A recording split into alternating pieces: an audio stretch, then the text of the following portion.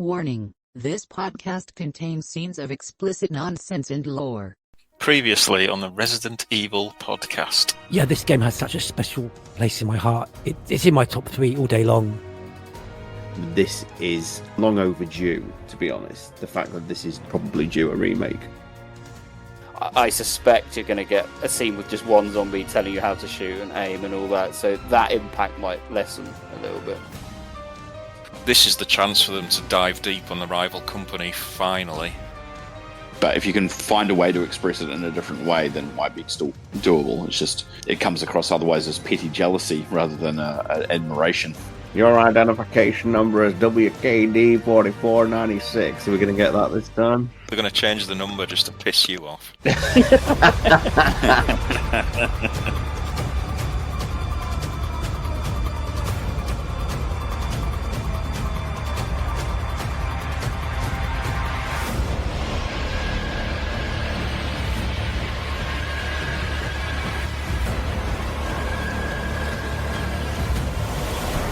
The Resident Evil Podcast. Hello and welcome to episode 114 of the Resident Evil Podcast. More heroic than Chris scaling a mountain to save his sister, but when we see danger, we are Brad Vickerizing it out of there. I'm Nick, better known as Neptune, flopping on the floor when the water is drained. Let's see who's joining us today. His house is full of demons, it's STARS TyranT. Ouch. And Hello. stand back, it's a monster! No, it's just Rombie. I'm still poorly. He's still poorly, ladies and gentlemen. Coming up on this podcast, can you Adam and Eve it? It's been 20 years since Resident Evil Deadly Silence came out. Neither can we. And what an excuse, not only to do a retrospective of Deadly Silence, because we've never actually done it on the podcast, but it is another opportunity to have a look back at the original game, because why not? This can kick off our 30th anniversary celebrations of Biohazard. And as I say, what better opportunity to at least touch base with one of the classic handheld titles that we've never covered before. We've also got lots of news and a Deadly Silence themed quiz to look forward to, but let's start with the news.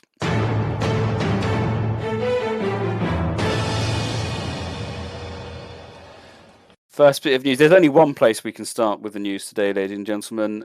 The new Resident Evil movie trailer been released this week. Yes, the Zach Cregger inspired, directed, should I say, Resident Evil. We've got a better look at the movie due out on the 18th of September. I'm intrigued to hear what everyone thinks. My initial reaction to it was, I think that trailer only showed probably the first 20 to 30 minutes. It seemed like a very clever setup trailer, if you know what I mean. It was like, showed you quite a lot, but when you watch the movie, you go, oh, it didn't show us anything at all. That was how I felt it was. But I'm in two minds about the Resident Evil movie. Excited, apprehensive, but I'm intrigued. Rob, what about you? You're more our movie guy. Sorry, I didn't mean to inherently scoff at that, but it's just like, I don't know. I honestly don't know. I don't think you're 100% right in the sense of what trailers usually put together. I'd say a large chunk of it is probably so, but there's stuff near at the end of that trailer, which I think is much later. I think it's been interesting that, the reaction online's been perhaps more positive to the trailer, but still somewhat mixed about what it is as a Resident Evil movie, to the point where, like, I just saw there was a clip that IGN had Cregger sitting down trying to explain what the gist is and why, if you've said in the past it's set in Raccoon during the events, then why have people got mobile phones and why is it snowing? So he's trying to have to now explain, well, actually it's just I can do what I want. It's my interpretation. Yep. I've said it in modern times, blah, blah, blah. Yeah, I think making earlier statements about how connected or not was probably not the wisest, because now he's having to backpedal on what that actually means. I think in the end it'll be a good horror movie. It may just not be what Resident Evil fans are expecting. His focus, as he's continued to say, and has continued to say so in the current interviews, is more about the feeling of isolation and survival and having to, find ammunition and trying to hunt your way through and survive, and something that's happening to you. Thus the survival horror elements of it. And I can see where he's coming from, because that definitely hasn't been the approach of any of these previous adaptations, really. So on that perspective, yeah, it's closer to the source material on that level. But whether or not it's a compelling story or an interesting story will be up to everyone when they finally see the film. I'm intrigued, but that also more has to do with the fact that the last couple of films he's done have been quite interesting and quite unique. And so I'm hoping that a mixture of a known IP and an original idea that he's kind of come up with will be just the same sort of winner as it was when it was just an original idea he had. So yeah. Yeah, I mean, I know from my point of view, I've got movie buff friends, if you know, love movies and big fan, and they're interested now in this. And so perhaps that's Sony's master plan. I mean, they signed Zach Cregger on quite early before he really took off. I'm just going to correct you again that it was Constantine Films. Hey? So Cregger went to Constantine. He literally talked about this at the panel. Oh, did I? Oh, sorry, I missed that bit. Oh, sorry. Yeah. So he went to Constantine because he had an idea for it, and then because they seemed to go, okay, we've got this guy who's had a hot streak, and we're intrigued by the idea. Yep, let's go ahead. And the only difference here is that Sony has more of a marketing, more than just a marketing push, that they're actually involved in the production of the movie. And I think the reason that happened was because Constantine was like, we need more money for this production. And the budget needs to be higher, and we need to pay this guy what he's worth, or else it's going to, because we know this is going to go to a bidding war because he's coming off a hot streak.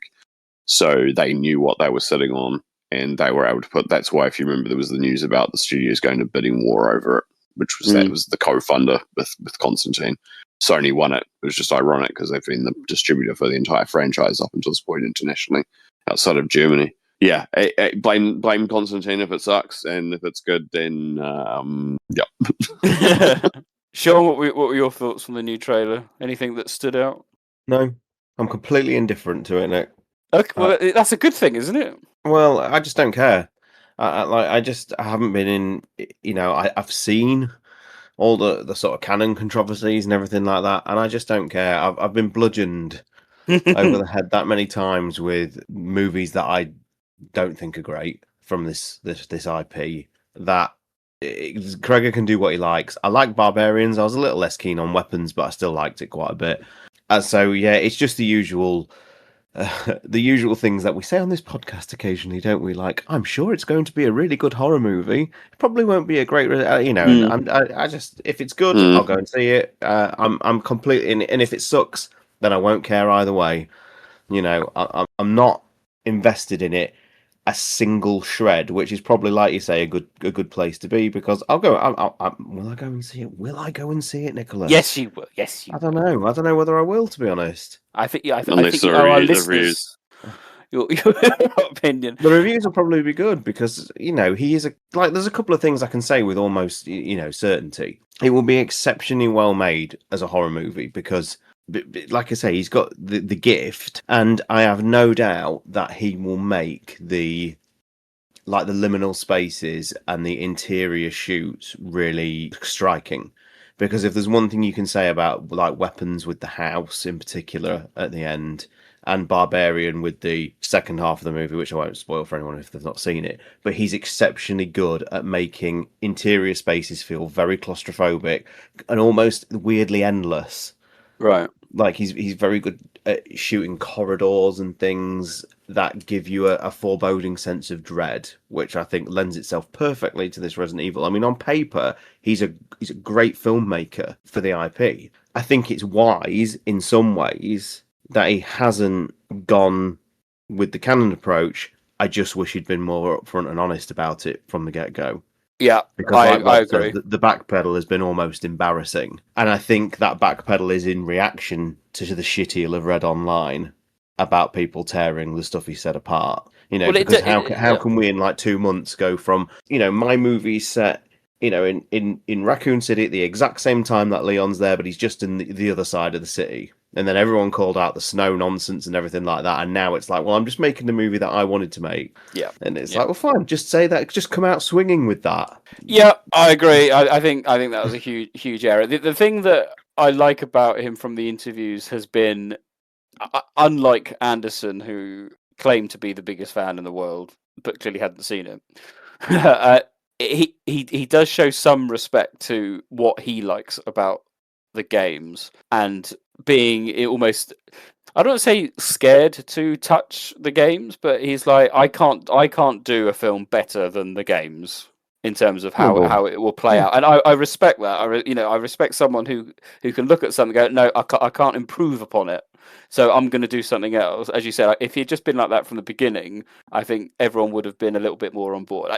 We're only talking about the people that listen to us, or the people that are really into the Resident Evil world, if you want to call it that. But yeah, it's left a little bit of a sour taste. But I give him respect for acknowledging the games and what he personally takes from the series. And as you say, Rob, it's that kind of A to B tension, starting with a handgun, getting slightly bigger.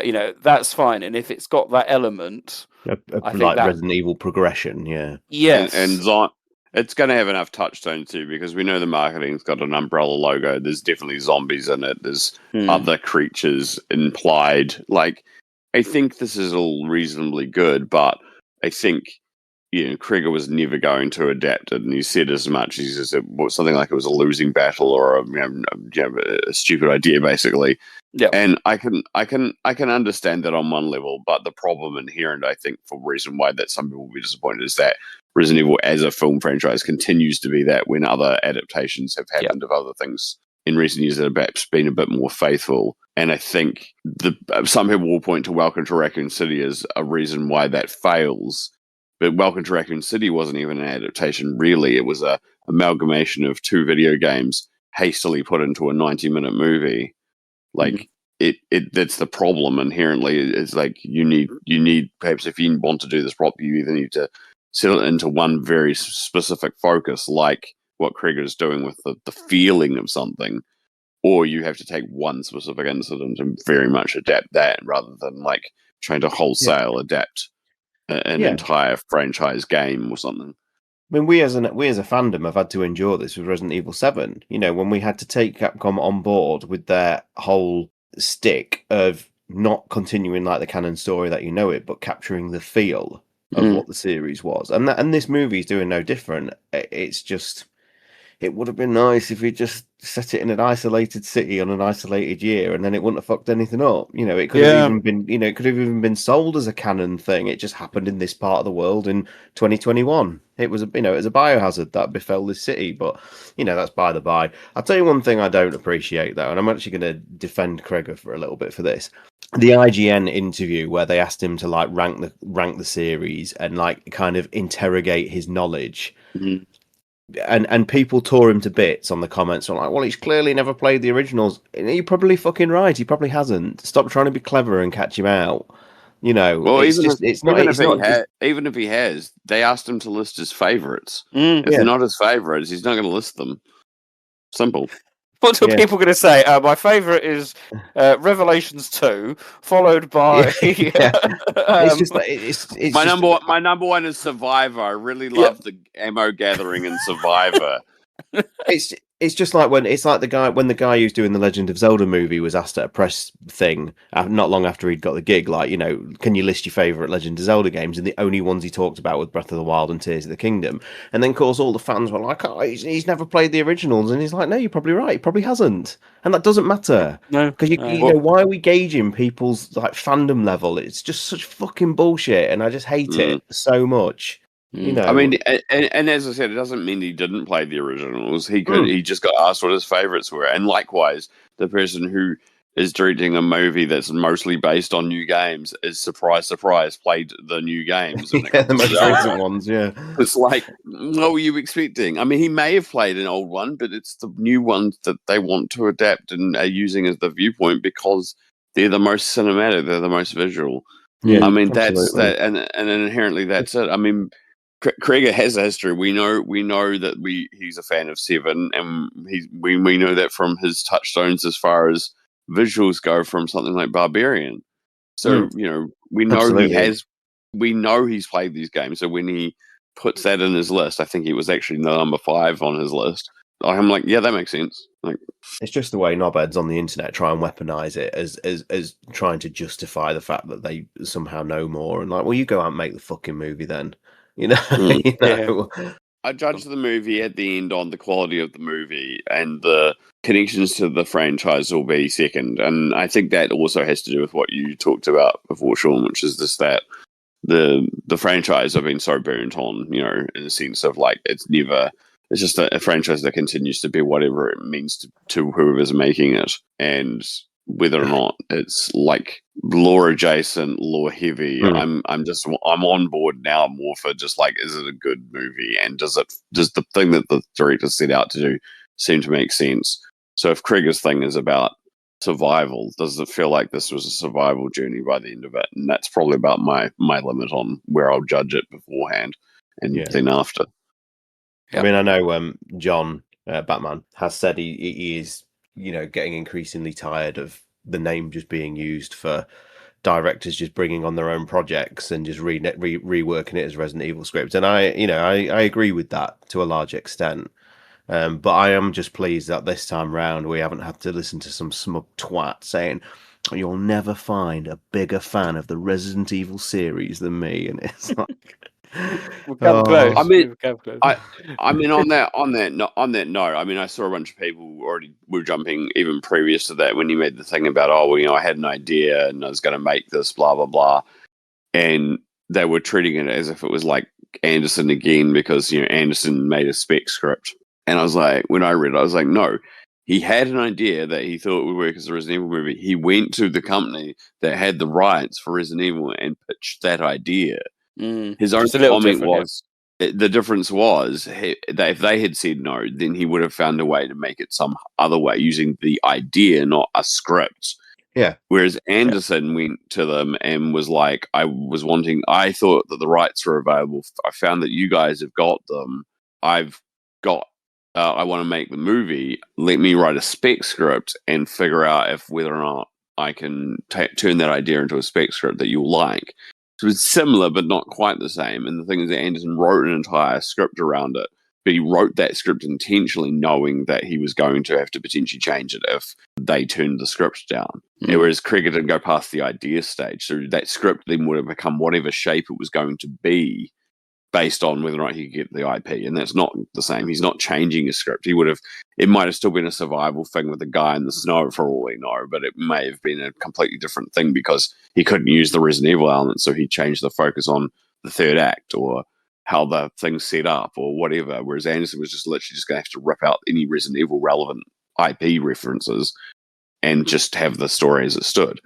And that's where a lot of people got their heckles up back in 2001 when the casting call got leaked and it had all this like supercomputer stuff. And then it was like, where the hell is the supercomputer in Resident Evil? Where did this come from? You know, little did they know. How little did they know exactly. So it's been interesting. I can see that there's that history of being burnt, being brought into it as well. Yeah. And it's just one of those things. I think at the end of the day, I'm not trying to be optimistic. I kind of exactly understand Sean's reticence that he's like indifferent. You know, it's not good, not bad. It's just, because of that history as well. And I can't take that away from him or anyone else who feels that way. But I just tend to go into my movies with like, not pessimism, not optimism, but just like, I'll treat it as what it is. And then I'll judge it after I've seen it. So this hope, I'm hopeful that I'll be pleasantly surprised with a good movie, let alone one that is actually a Resident Evil IP.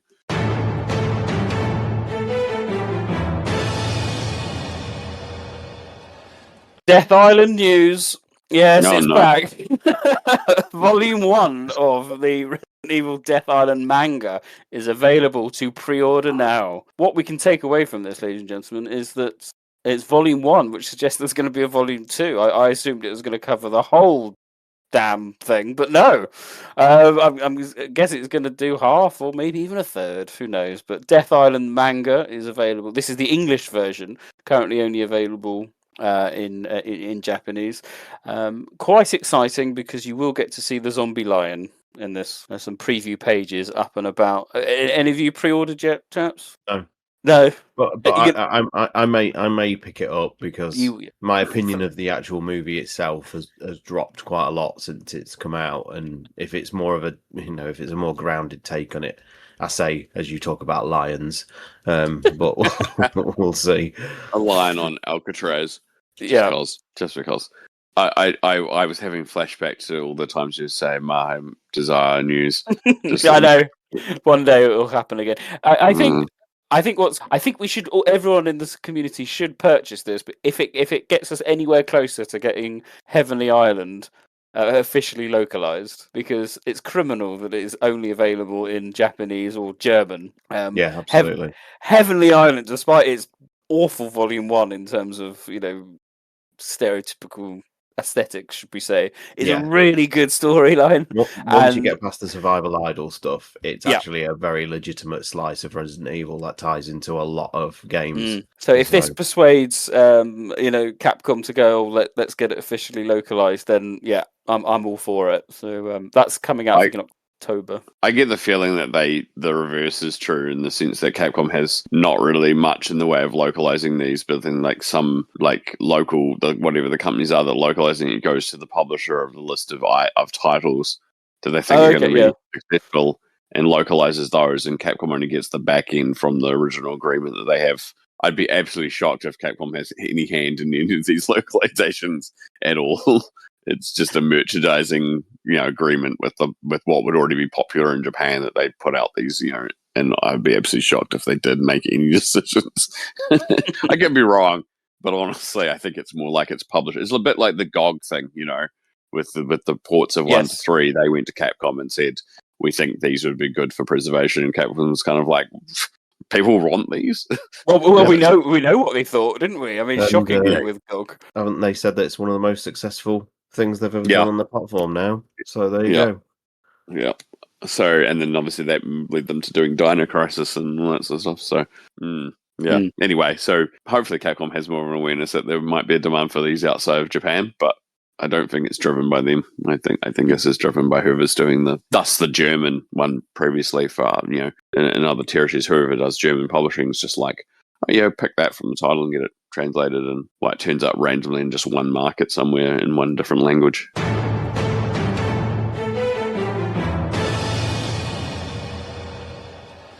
Survival unit news, yes, it carries on somehow. But this time it's morphed with Monster Hunter. That crossover event is still going on as we speak. I know sod all about Monster Hunter, so I have no idea of its accuracy, but currently I am making steak with a cat.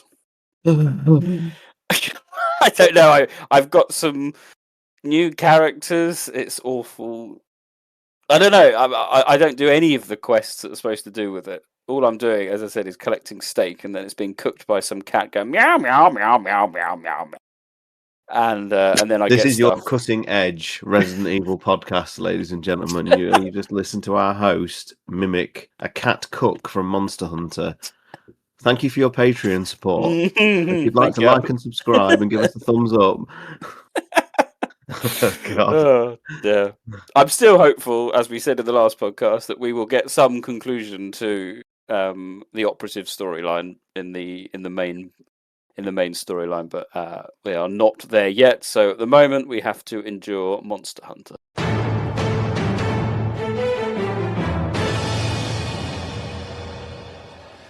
Site news. We have a lot of site news this podcast. Very exciting. First off, though, we want to give a shout out and thank you to 2 new patrons who have joined us. That's Daniel Miller and Ghost Pirate LeChuck. Awesome. Thank you so much for your support.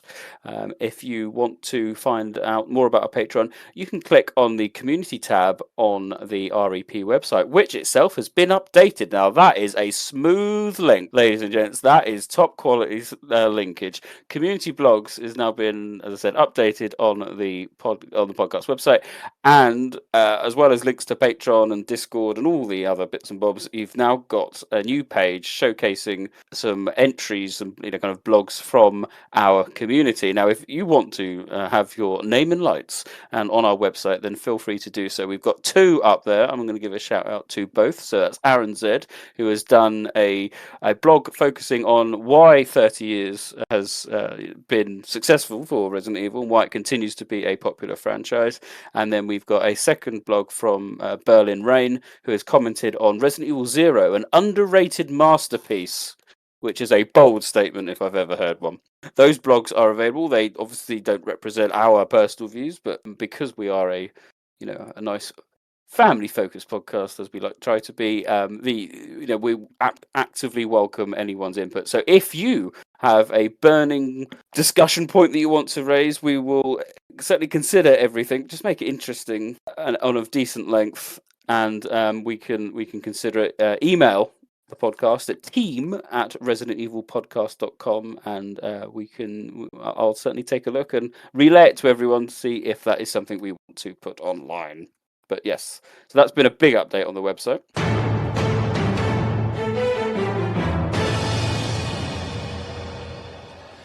We've also done a new audio commentary. So this was put up only a few days ago, actually, at the point of recording, and featuring the wonderful Rombie and STARS TyranT and myself. We've recorded our audio commentary to Resident Evil Vendetta. Wasn't that fun? No. No. No, I'd stick to my 4 out of 10. It was about what I remembered it. It's the second time I'd ever seen it, so yeah, I think you can hear our despair as the movie goes on.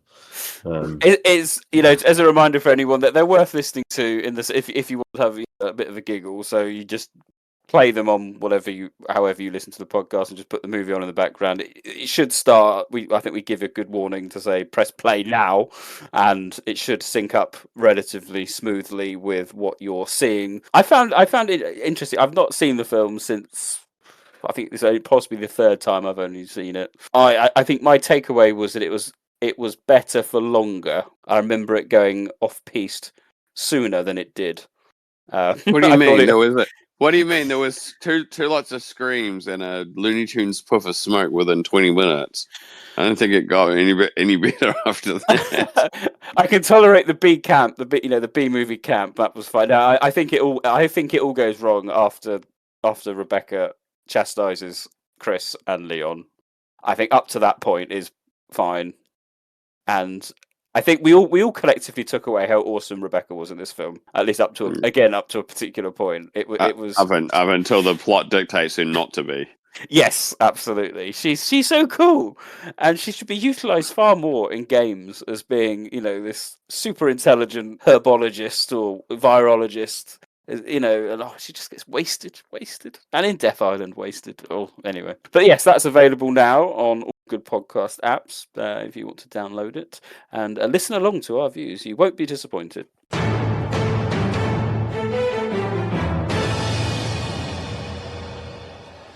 Our final bit of news from the site news is the Prelude to the Fall manga. That's in our lore room, and this is a major piece of work which we hope everyone will check out. So I'll obviously shout out to the Batman, who's not available today, unfortunately, but this is a fully translated, updated version of the Prelude to Umbrella Chronicles. So if anyone doesn't know, Umbrella Chronicles, the Umbrella's end bit of the game, set in 2003. The prelude is the beginning bit that you don't see in the game. So it's a kind of manga story with Chris, Jill, and Wesker, and the Hunter Deltas. It's their only appearance in the Resident Evil series as they explore a remote Russian village and find Sherry. They find another not Sherry character. They do like to introduce not Sherry characters.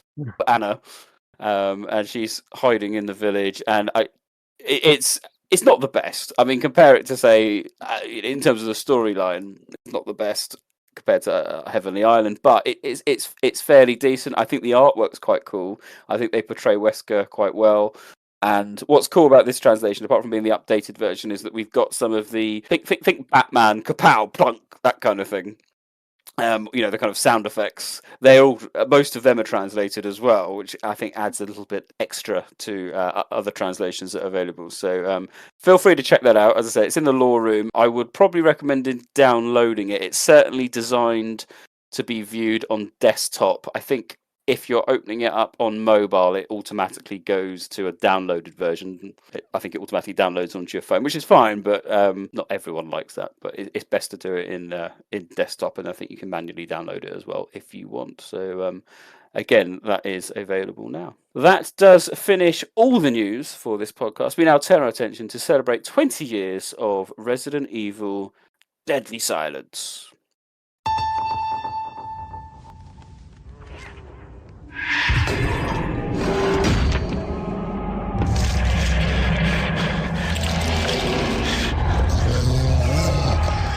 Get closer to the horror. Resident Evil Deadly Silence. Welcome, welcome. It's Resident Evil Deadly Silence that we are talking about today. A game that followed the trajectory of many Nintendo DS games that came out during this time, with the absolute insistence on using the DS name in some way to get their game across. I think there was quite a few. Rob, you probably know more off the top of your head than I do, but I think there was a Ninja Gaiden double DS or something like that. It wasn't just DS, it had a name, or anyway. Yeah, there was Tenchu Dark Shadow. Tenchu, not that's Ninja it, Gaiden. Yeah, there's a few. Deadly Silence is probably one of the better work-fitting ones, maybe? But what is a Deadly Silence, Nick? Is that similar to an Infinite Darkness? I think it is. Had George been with us today, his introduction would have been, he's finally just released a Deadly Silence, but he's blamed it on his dog. So that is a Deadly Silence. I've got a friend who's hard heavy on the Deadly Silence. Yes, 20 years this came out. I remember when it was announced. It kind of came out of the blue, really. I know the DS was certainly riding high in popularity at this point. And I still think it was. I was going to say it was kind of a 10th anniversary thing in intent. Yes, so, absolutely. Yeah. There was a very short turnaround, and it was probably the most important or biggest thing out of that 10th anniversary, because I can't remember much else. No, it wasn't. No, absolutely. No, you're spot on. I remember when it was announced, I was like, ooh, this is interesting. It instantly made debates in forums about, does this mean that the remake is no longer canonical because it's the latest release? And we're like, no, it's just a port. But then I, in my absolute naivety back in the day, thought, I wonder if they will take the opportunity to almost do a Resident Evil remake-demake, which I thought would have been incredible, but alas, that was not there. So by that I mean that it would have expanded the mansion into what the remake mansion was, but in classic aesthetic. That did Lisa and stuff like that. That would have been incredible, wouldn't it? Although Lisa's in there if you know where to look. Is she? I'll get to it in a bit. That's interesting. That possibly fucks up one of my quiz questions. Nah, it's not that bad. It's just a one mention. Oh no, she does. Yes, I think there is. I think you're right. So let's have some introductory thoughts. STARS TyranT, where do you see Deadly Silence apart from a very expensive addition to collections these days? Yeah, I mean, back in the day, I remember being a bit apathetic toward it because of the, this is not the remake anymore. Do we really need to revisit this? And like you say, I think we all used to talk on the forums and things about what remake things are they going to bolt into the game, and obviously they didn't do any of that. And then there was the REbirth mode, which looked kind of fun, I suppose, in the trailers and that. And then I remember getting it, I remember playing it, thinking it was all right, and then never playing it again until I streamed it a few years back, where I thought it was okay. And then I think, generally, the remakes have redefined how I felt about Deadly Silence in a negative way, and I'll just quickly elaborate a bit, and then we can move on. Was just, I think the remakes coming out, that the fact that the series has gone so remake focused has allowed me to really appreciate the originals more. And it's no secret in recent years that even my opinion about the first remake has gone away, and I much prefer the original now. When I want to revisit those original games, I kind of want to play them as they were originally intended, if that makes sense. So all the kind of bolted on gimmicks that they do in this, and it was released at a very gimmicky time in 2006, where Nintendo just had the Wii about to come out, the DS was out, and there was just all gimmicks. It was all touchscreens and wand waving and blowing into microphones and stuff. And I suppose it's fine for all that, but certainly on this playthrough, I cared none for it. I had a pretty uninteresting time this time round, I'm sorry to say. It's probably my least favourite way of playing the original now. Is that just the rebirth mode you're talking about? Because you can No, obviously the whole thing. I don't like the presentation of it. I don't like the character models, the way they animate really weirdly. There's so much like sound compression and stuff that goes on. Because here's the thing as well, is like when I talk about like what I consider to be the definitive versions of the games, I take into account like the audio-visual presentation of it, and to see it so reduced and the background so heavily compressed and everything like that, and some of the soundtrack, it sounds really off due to like what I assume is just further compression. It's things like why I will never put Deadly Silence or Resident Evil 2 N64 version near any of the top of the lists, because it's a whole package. And like, you know, Resident Evil 2 is the same. You know, I can't the low frame rate FMVs, the background compressions, the errors. I could never put it to the top because I want to play it in its best sort of environment, if you know what I mean. And Deadly Silence just isn't that, I'm afraid to say. So yeah, a bit of a negative one. This retrospective for me. Rombie, what about you? What's your opening thoughts on this?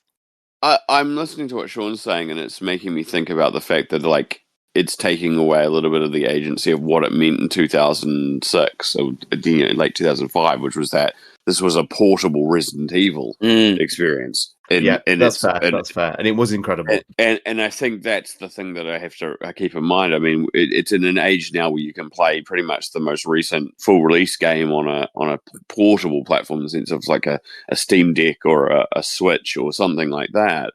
Is to take away, you know, what that would have been in 2005, and it's not quite the same. And I think that's the inherent difference. Do I have quibbles over the compression? Oh, of course. Like, and do I see issues with it that are not perfect? Yes. Is it the best or most ideal or the perfect way to play this game? No, not at all. So all inherently those things I believe are also true. I do agree. But I guess I'm at least aware of what it meant in 2005 to get a fully featured Resident Evil game on a portable device, and I think that's the inherent difference for me. Yeah, I will still remember that on that one. I'll give you that. Yeah, because usually I do come at it from the dialing my mind back and approaching it from what it would have been like at the time, and I should have elaborated on that a little bit more. So I tip my hat to you there, Rob. I think that's an important point. Because I was just saying, because at the time, the only portable games really were, you know, Gaiden. Yeah. So it's a big jump.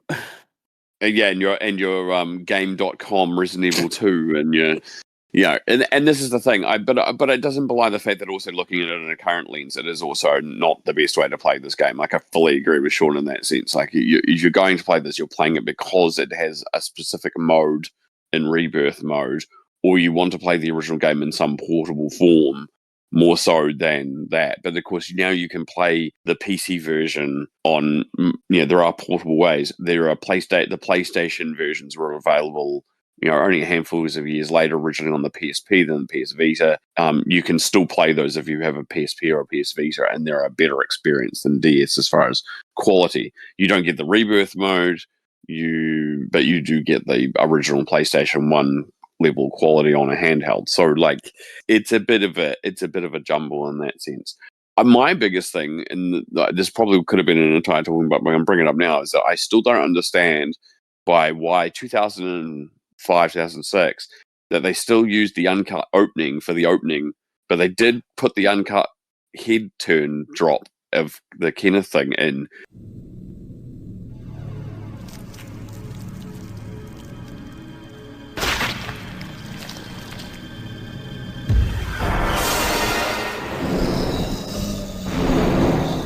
It's very weird. I've never understood that, because they made this big song and dance in 1997 about they were going to put the uncut version in Director's Cut, and then had a big screw up and didn't put the uncut thing.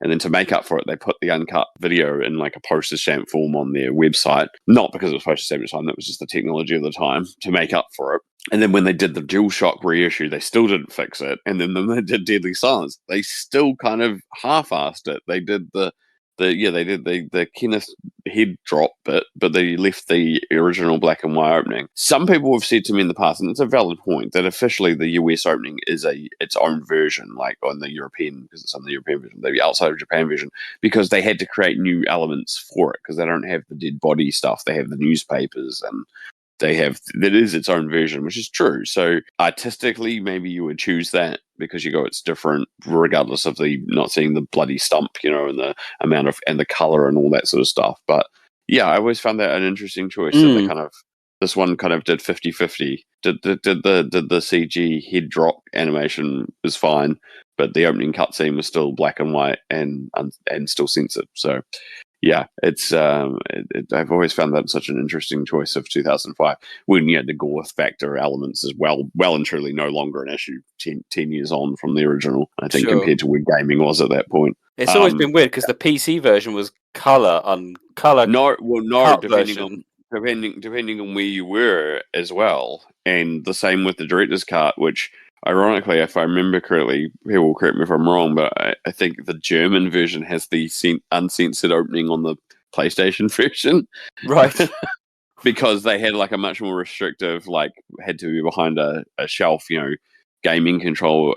I assume they still do have it now, I'm not sure, but they did back then. And somehow, for some reason, that meant that when the PAL version by Virgin Interactive was done, that they ended up with the full uncut version because I don't understand it. But anyway, yeah, various versions have various cuts. But by the time that 2005 came around, there was probably little to no excuse in regards to why you would make, even especially with the compression, not just put the original opening now on this.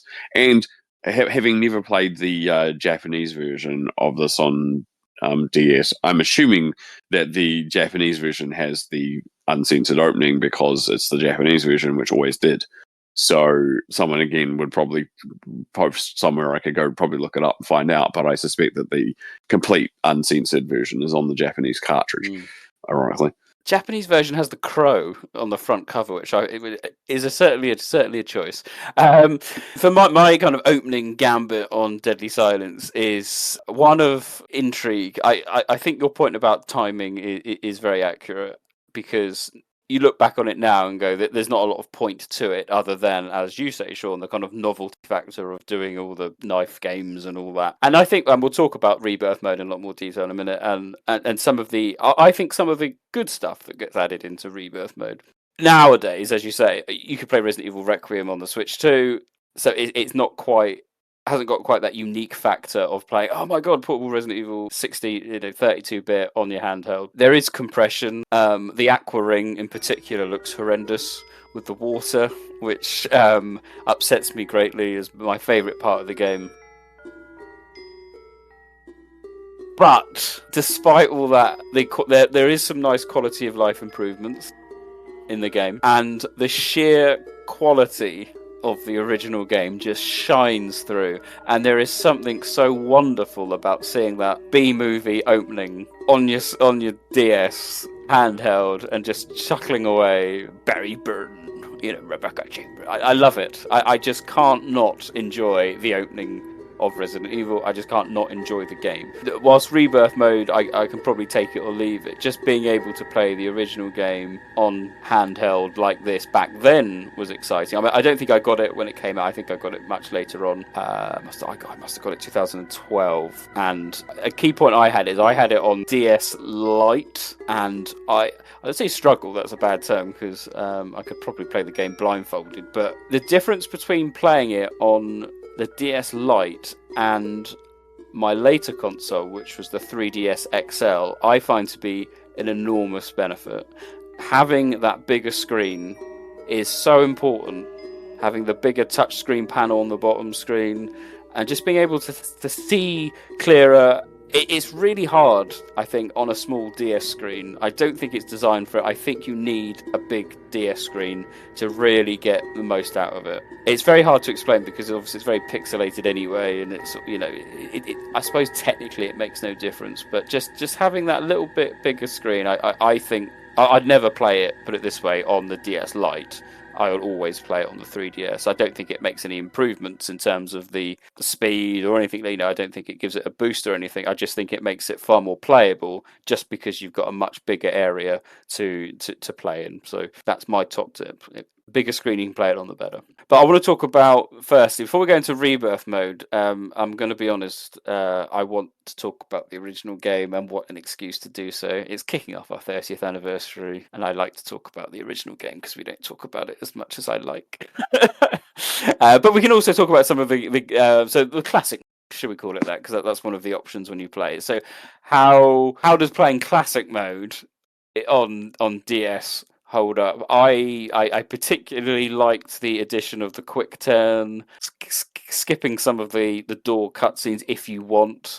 I think it's quite nice, some of the door loading screens. I think that's quite a nice thing to be able to do if you so wish. And for me, this game still retains so much charm. It still gives you that feeling of unease, and it's just testament to the original game how when you're walking around this brightly lit mansion, dollhouse-esque, that you go, something's not right, and also as a very small, the fact that this game loads up and this is the first time for the original game you get the iconic, this game contains scenes of explicit violence and gore. And for the mansion incident, not the remake, and you get a nice, cool image. It looks to be a new image of the main hall, and that's where it's plastered over. I think that's just gets you in the mood. But I don't know. What about you, Rob? Where do you sit with the kind of classic mode, and how do you feel the game holds up generally? I mean, it's one of those things. I mean, this is the thing I have to admit now after making these comments is I never played the original game on this version, because to me the inherent thing was that it had its own unique version, and by the time I was like I could go around to playing it again on handheld in the original form, there was other versions available, which is why I remember that there was the PSP and the PlayStation Network version you could play on PSP and PS Vita, because that was the next time I went and played it after that I played the director's cut on PSP. So it's kind of a bit of a weird one. I think if I know the aesthetic from the other mode, it's like it's good to have these improvements. I guess it depends on how you view it. I'm with you. Like things like quick turn and being able to skip things are an improvement after 10 years, particularly. But then I'm also like, these are parts of what makes the original aesthetic what it is, and so I'm kind of torn in some respects. Like, that's why I've never been that enthused when things, even the GameCube versions came out and they're like, oh, you can skip the door opening sequences. And I'm like, but that's kind of part of the whole style of the game. Yeah, that would be like taking Silent Hill on the PS1 and taking away the fog, the technical limitations of the time, but it became part of the masterstroke of the game, that it adds the tension that you're going from room to room when you don't know this game at all inside out and you're playing it for the first time. And I guess inherently that's the difference. If you're playing this for the first time, do some of these quality of life improvements add or detract? But if you're playing it for the 100th time, you probably do want these door skips and things that weren't in the original. So I have to admit I am a bit torn on that, to be fair, Nick. No, it's a good point. Sean, do you have a view on that? The thing is with the classic mode in this is it's classic in name only, really. So yeah, you do have some neat quality of life stuff, like the 180-degree turn. It's got tactical reloading, Nick. Did you know that? You can tactically reload. He probably didn't, because it doesn't sound something you would want to do. Quick knife as well with the L button. A quick knife? No, what are you on about? and all of these features exist in the classic mode where they didn't originally. So, like I say, and it also has like the slightly new arrangements of some of the music tracks. It has a samurai edge, whereas obviously the original game didn't. The Colt Python is not the Colt Python anymore. It's the sort of remake revolver, because I presume they didn't even want to go anywhere near that in terms of like licensing or whatever with Colt, I suppose. So it is just a classic mode in name only. And the problem with that is, for me, I'm such a purist to a fault, as everyone will know on this podcast, that if I'm playing a classic mode, I'd like the original models putting back in, the original animations, things like that. And it's a fundamentally changed experience. It's just a classic mode that's trying to emulate like the progression structure of the original game. Yeah, it's a narrative and progression structure classic only, but there are still changes based on the format. I mean, the game is essentially built onto it's still the original game, but it's built onto a different engine in order to run on the DS. So inherently they were going to have to do that, even if this game had just been that mode.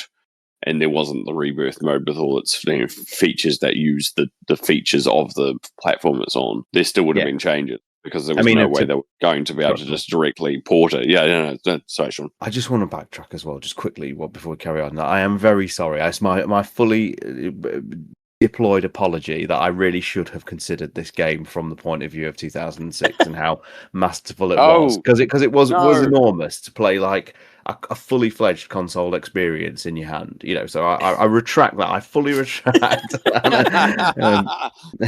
and I really should have considered it. And I feel like a fool. But yeah, going back to like the classic. I'm not going to say, Sean. I appreciate when someone says something. The other way around, when someone says something and that's not. I'm not challenging. I don't think I can challenge any of your comments in regards to playing it now. That's 100. Everything you said is 100% correct as far as playing it now, as far as I'm aware.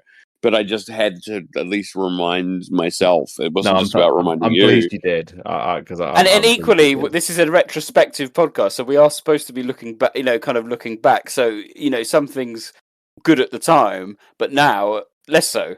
And that's why your point. Yeah, that's why the point about if you look back and you were 20 years ago and how you would play it now and how you feel about it then is very different than now. And you made that point about the remake train's a perfect example of that too. It does change your perspective. Things are going to change. You're going to look at certain things with rose-tinted glasses, and there's going to be other things where the reality of it actually comes crashing down because of the change in technology or events that have happened or things that have come out. I totally believe it, and I don't even question a single thing you said outside of that. And it was just for me to literally remind myself what it would have been, what it would have meant 20 years ago as opposed to now. It was very different kettle of fish. But I also take on board, Nick, that I only played it on this particular playthrough was played on the very first DS, and I did actually find someone with someone who's now in my 40s with ever increasing failing eyes. I did find it hard at times to play on that really small screen. It is. I find them too small. All the more preposterous that the fucking map's on the bigger screen on the DS, because the DS had very famously different size screens. The actual touch screen on the original DS is notably smaller than the screen on top. What DS have you got? The original DS? The very first release, yeah. Still working though, I bet. Oh, good old Nintendo. Well, because I told the guys in the chat that we used to arrange the podcast that I literally have not played on this DS for probably, I don't know, over 10 years, because I've had a 3DS since they came out. And I fired this up and it had a full battery in it from back in the day, and I never needed to charge it in the 3 hours it took me to finish it. In fact, as I switch, I've actually got the DS in my hand now. As I turn it on, the battery indicator is still showing full. That is ridiculous for 20-year-old hardware. Have you got some dead pixels? Yeah, I have, unfortunately. Yeah, there's quite a few on both screens. It's usually the first thing that does actually go on them is the screens more than anything else, unfortunately. Just the way that they're built. And that's not a Nintendo failing. That's just a manufacturer of those pixel screens. They're always like that. I mean, it's bonkers, I haven't even had to readjust the clock. It's a little bit out, but it's still the 20. I would recommend it if you've got an XL, the 2DS XL or 3D. I actually retract it as well. So I just have to retract that the original DS screens were the same size. I don't know why I'm thinking that. I don't know why I'm thinking it at all. I think it's the 3DS, isn't it? That has the bigger screen on top and the smaller screen on the bottom. So completely ignore me. I'm a fucking moron. I was going to say though. Also, your thing about the screens sizing, regardless. I can't just blame your your eyes that are 20 years older than they were the first time you probably played it.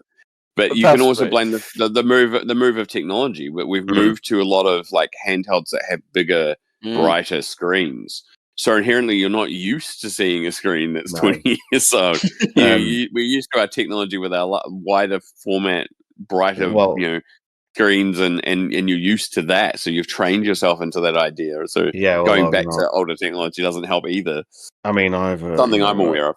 I've jailbroken my Vita as a handheld retro platform. Mine's the original Vita, which had the gorgeous OLED screen. I mean, it's still an industry leader today, that OLED screen on that first run of the Vita. And retro games look absolutely incredible on it. They really, really do. So yeah, that's another thing, like you say, Rob, to take into consideration. But the 3D, sorry, the standard DS, what a belter it was back in the day. Oh yeah, Mm. fantastic. But yeah, next comment though, I'd say you're better off if you've got a 3DS platform to play this on now. If you are going to play it, as a much better option than going back to an original DS. Just for that reason, you've got a little bit more screen real estate. It's probably held up a bit better being a bit more recent. Not to undermine exactly what you were just saying about playing it on an old piece of hardware dead pixels aside is still handing up very, very well. But I guess it's about playing it under its best conditions. It does benefit having a slightly bigger screen, I think, like you guys are saying. I also think, sticking with the kind of hardware and how it was implemented, I think this is one of the better games again that made use of the two screens. I think it was really useful to be able to have that, the bottom screen for your menu and be able to use the touch screen and the stylus to be able to kind of pick what you wanted. I think that worked better than even say like the Mario game, which had a map. You're like, well, this didn't need two screens at all, did it? You just put it there, or that kind of thing. Whereas this one I felt was, I think, very well integrated into survival horror mechanics. I want to say I'll give Capcom props for the history of doing these things, because whenever they've got what could be a gimmicky thing, and I think the only one, and Sean can correct me if I'm wrong, I think the only one that really did gimmick, and that's kind of based on the idea, was the 3DS itself when it came to the 3D part. But like every time, like Dreamcast, the VMU, they used that in a really interesting way with the health meter. Like when it comes around to doing this with the DS and 3DS, like you actually properly utilizing the screen.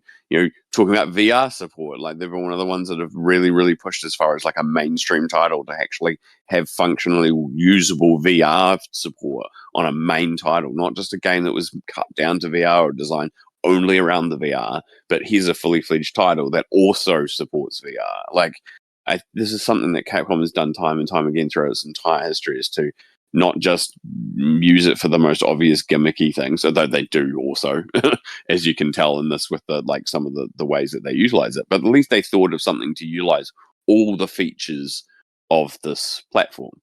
Yeah, you could go as far as the dual screens. Yeah.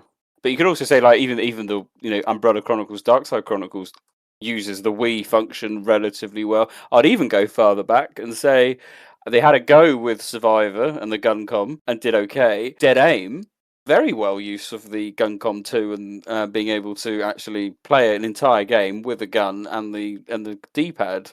That's you're right there, Rob. They're not afraid of the tech if it's available and if it works. Quick comment then, just about the actual game or the actual story. I mean, we've waxed lyrical about Resident Evil itself. As I said earlier in my kind of spiel, there's something wonderful about the original Resident Evil game. We don't need to talk about it too long, but I think it'd be nice just to have a couple of minutes just on it. It still plays very, very well, and as you said, Sean, you did your run in 3 hours. You know the game inside out, back to front.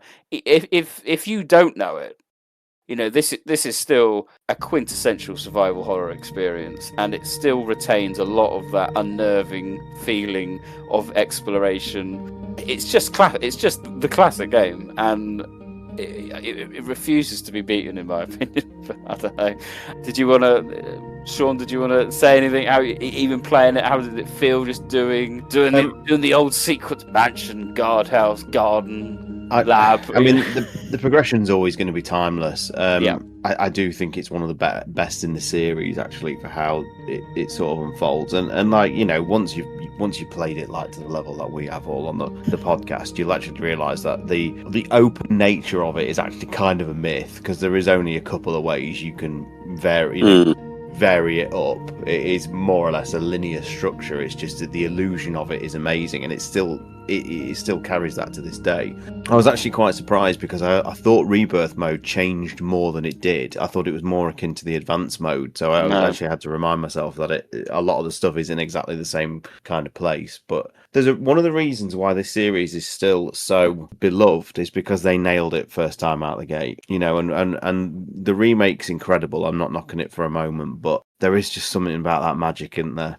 In that original charm. And I don't, it's hard to just pinpoint exactly what it is because everything that's kind of come after has done it better. There's no denying that. It is nostalgia glasses that we're talking about, but there is just something keenly unique about that original experience. Yep, Rob. I mean, that's the crux of it for people that have been with the franchise for most, if not all, of its time. Playing that game in 2005 would have been just as a rewarding experience as playing. Sorry, in 2006. Would have been the same as playing it in 1996. But inherently, also the inverse is true as to what Sean's alluding to, which is you picked it up now. Is it the best way to experience the original game? Probably not. And that's belying the idea that some people would not even want to pick up and play a game that's got tank controls, no matter how good it is, which is a shame in its own way. But it is that progression of technology. It belies the fact, though, that it frustrates me more about the fact that the game had a remake and people already been calling for several years for yet another remake. When I'm still like, do we need to remake everything in order to improve or make it palatable for audiences? When we always have so many games to choose from all time, and it was nice to have that reblast of I obviously again haven't played the classic mode. I use in air quotes for this title, but even just going back to a version of this, reminds me of where we've come from, and that this franchise couldn't exist without the success of how good, as you just said, how good out the gate this game was in 1996 and still was 10 years later. Yeah, it's a bit of a tough one. I mean, I still fall. For me, I love the design of it, but I just still get reminded of the potential in the franchise that I remember seeing in 1996 too. Whenever I revisit it, that like the mystery of the mansion and this corporation and what was going on, and the elements outside of just the gameplay that started to draw me in as this is really interesting narratively, and like why is this going on, and what's the end goal of this organization with what they were doing, and all these things that kind of like I always flash back to what I remember thinking in 96, 97 about the original game. So before the sequels started to arrive. So yeah, it's always a nice reward to return to that. It is. It's the little things. I still get a chill when picking up the slides and seeing Wesker. Yeah. Well, it's stupid. It's absolutely stupid. But because you remember, because you're always dodgy. I remember playing the first time, going, "Well, Barry's dodgy as fuck," and then it didn't really cross my mind, Wesker, until I think we see him in the guardhouse, and you're like, "Oh, yeah, I forgot about you." Because by that point, I felt I was at least 25 hours in. I wasn't, but as you said, this kind of open linearity. So that's that was a phrase. It feels huge, and it's not. But I remember getting to finally beating the guardhouse and going back, and then seeing Wesker shooting some wasps, and I was like, oh yeah, I remember you. Where did you run off to? And then then carry on going deeper and deeper and finding the slides and going, that looks like Wesker, and then, but surely no, he's not the bad guy. Barry's the bad guy, and he is, but he isn't. Great stuff. Just loved it. I still do. There's something equally wonderful about the voice actor for Wesker in the first game as well. Sad, somewhat forgotten when people talk about favorite VA for Wesker. The first one I find. Apologies, I can't remember his name. Is it Eric? I loved that Wesker. I thought he was great. I will say that the classic mode, even with the sort of intent of classic mode, like I do think the tank controls have changed a little bit, and they're not quite as snappy and responsive as they are on the console. And the biggest crime that this release does, even in the classic mode, is, and some people see it as a quality of life benefit, but they change the sort of aims, if you will, on the hunters.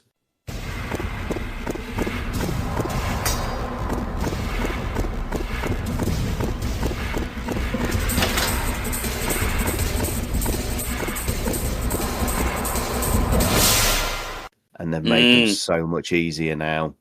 Like the original hunters, they were broken. I'm not saying they weren't in the original game, because like the amount of times your shotgun shells would literally just go through them because you weren't hitting them at the exact point the animation sort of stopped, and they became an actual target again, if you like. Whereas in this, like, you can pretty much hit them at any time and they will go down very quickly. And I do think that's robbed some of that original fear of that return trip to the mansion, because that, Agreed, yeah. to me, even now, like 30 years later, that is still one of the most iconic chapters in the series. I mean, I still dread it now if I'm playing it on the PlayStation and the Saturn, because each hunter sometimes feels like a boss fight. It is ridiculous how hard that section is.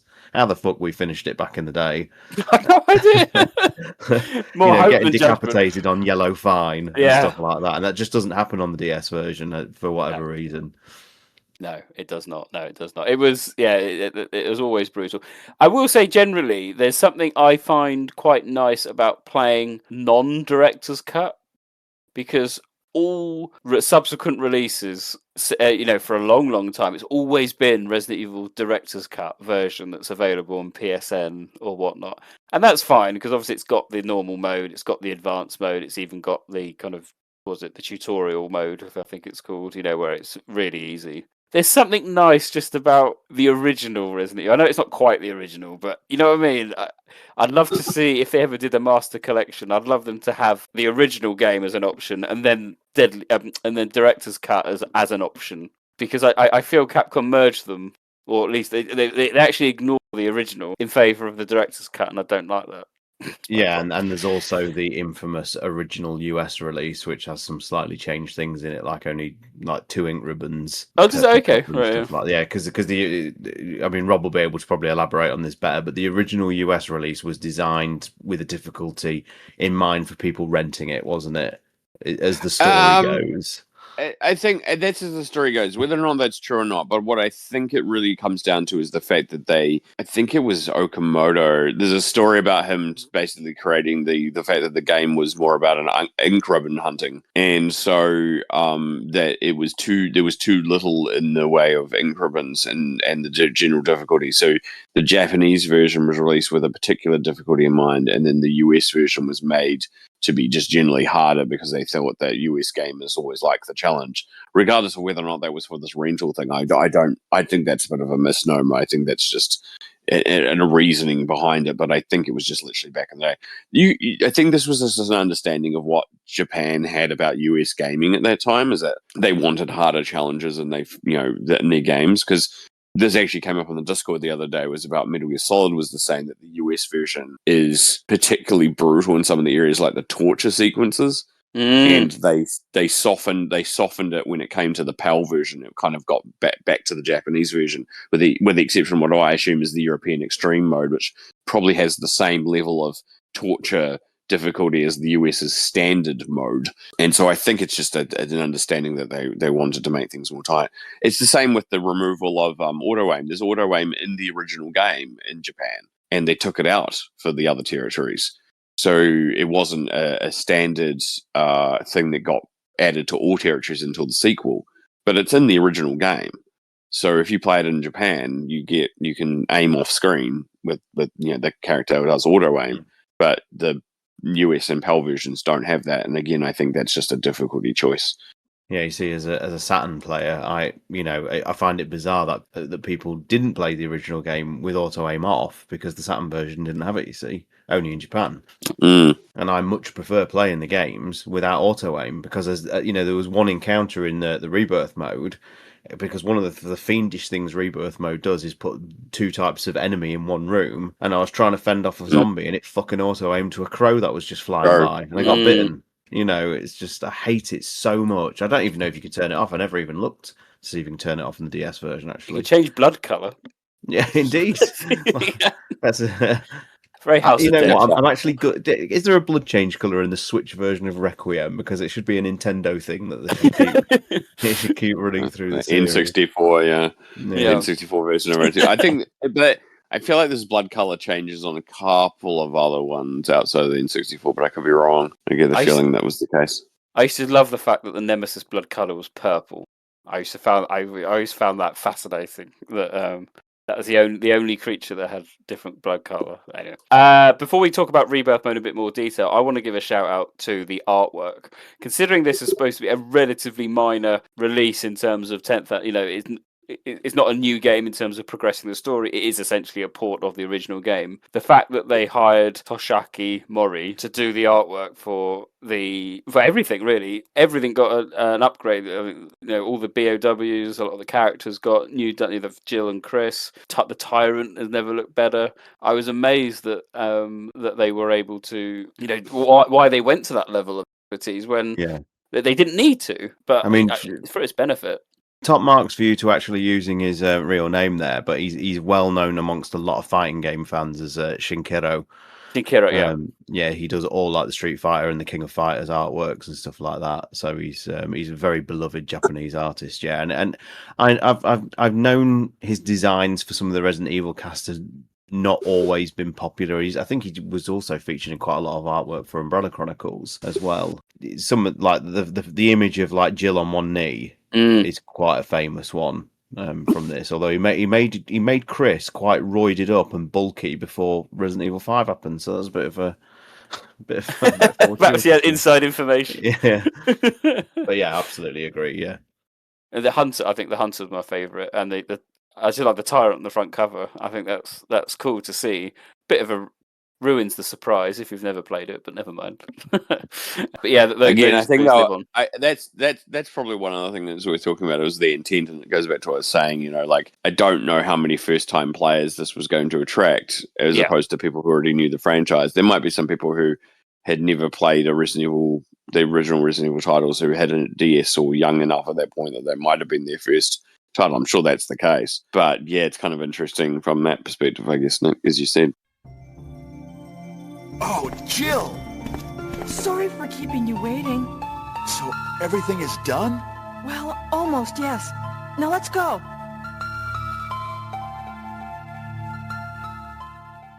Right, let's delve into the dangers that is REbirth mode, which of course was the main attraction for Resident Evil DS, trying out, as you call them, the gimmicks. Question, at what point did you become bored of the knife minigame?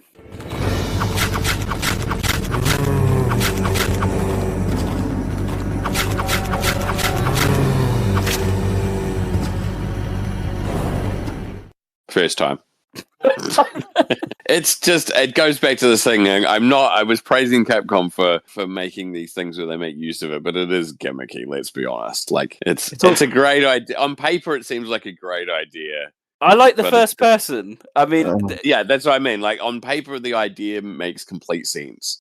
But it's just like it's not as good as the idea is. No, I think it's trash personally, but I mean, canonically, if we're talking about stripping it away from its gameplay, if we're talking about it canonically, it's just nonsense, complete nonsense. Oh god, yeah. The only thing I will say I like about it is, as you say, Nick, the first person. I don't know how they captured some of those angles unless they just simply redrew them from hand, because I can't imagine they'd have had the original 3D assets to capture a new angle. But it is really interesting to see. I think so, absolutely. I think some of them are really cool. My favourite being the outdoor courtyard one, where you're kind of looking at the greenhouse door that you come out of, and you've got this wonderful angle that you never see, and some of the creatures kind of run out where the map's against the wall, that area, and they come running at you. And I like that angle. I don't mind the view in Dog Corridor. That's quite interesting. Yeah, the gallery puzzle. Gallery, a neat one in there. It just outstays its welcome, doesn't it? Because as you're playing it a few times, because you know what rooms do it, and I don't know what the triggers are for it, but you just go, please don't trigger it at the end, because you're just bored. There's other in the lab.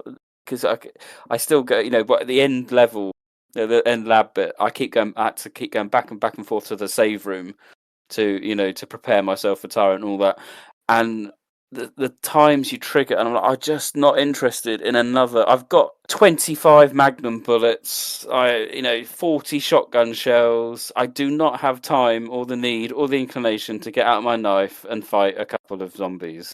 Just get out of my way. And that's where, it starts to get frustrating.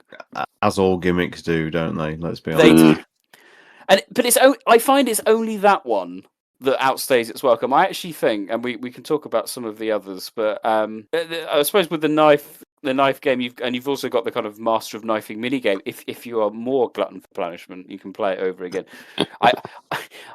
How well did you find the responsiveness of the slashing? Because no matter how hard I tried, I never quite mastered it in terms of timing it perfectly. And you think you're doing it well. No, the zombie's bitten me. Like, yeah, I mean, you can do stabbing. I don't know whether you knew that. You don't just have to swipe. You can stab. Yeah. I tended to find it was better if I quickly pulled the stylus out and used that instead of my finger. I tried using my finger originally, but it just wasn't quite responsive enough. And then the stylus was almost too responsive. Yeah, I didn't particularly like it. And by the time I was properly well done with it, when you have to go and have the force snake battle to get. Oh my gosh, complete trash. That whole bit of forcing you to backtrack to the guardhouse, and just pure nonsense.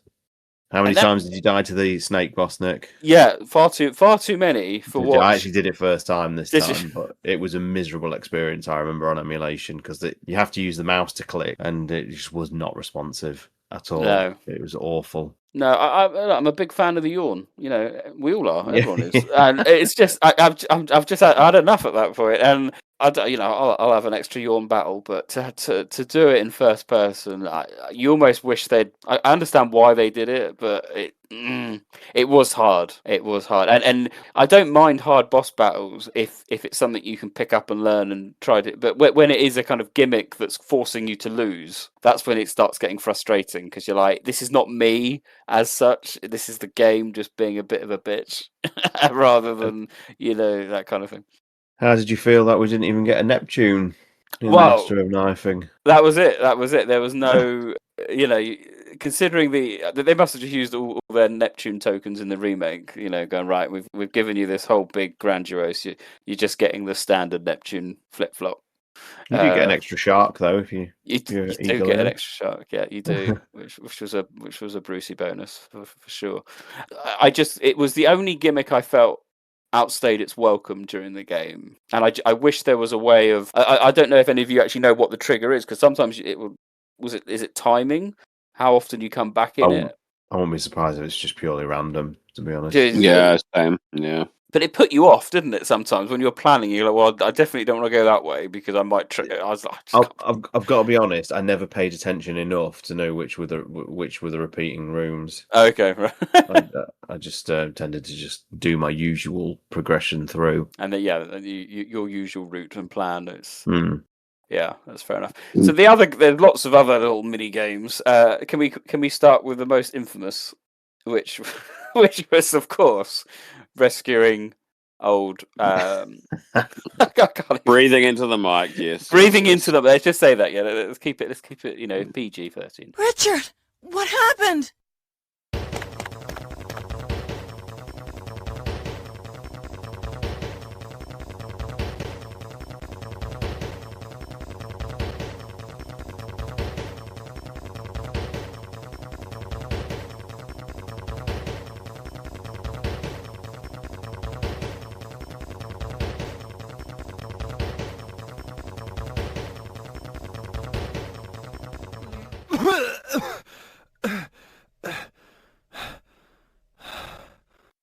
Jill, this house is dangerous. There are terrible demons. Ouch! You're wounded. What kind of demon attacked you? It was a huge snake, and also poisonous. No! Richard! Jill, be careful. Breathing into the mic because this house is dangerous. I saved him for the first time ever. I've never managed it before. I always used to mess it up. Yeah, did it this time, and it made no difference. So. No, it doesn't. No, he still ends up dead. No, but I'm sure there's no extra dialogue. There is. But is it? There is extra dialogue, but is it new dialogue or is it taken? They've got a new actor to do it. Yeah. Is that okay? It gives you an extra time you can put in the clock. Yes, I thought that was actually a quite well integrated mini thing. Being able to get. Yeah, of course you did, Nicholas. I mean, it doesn't not work, does it? I mean, and you've got the candles later on, haven't you? When you go back into the Deerhead room, when you've got to blow out the candles. I remember that. If you remember on my emulation stream, I couldn't get the microphone to work there, and I couldn't get the Colt Python. I think. When I played it, I still found it. The sensitivity of the mic is something that you end up looking at a bit of a tit, don't you? Because the whole point of a handheld is that you can play it on the train or on the coach or wherever you're going, and just playing along your own little game. And suddenly you got to go. Did you play it on a train, Nick? No, I know. I kept it all at home this time. But you know what I mean? It's not.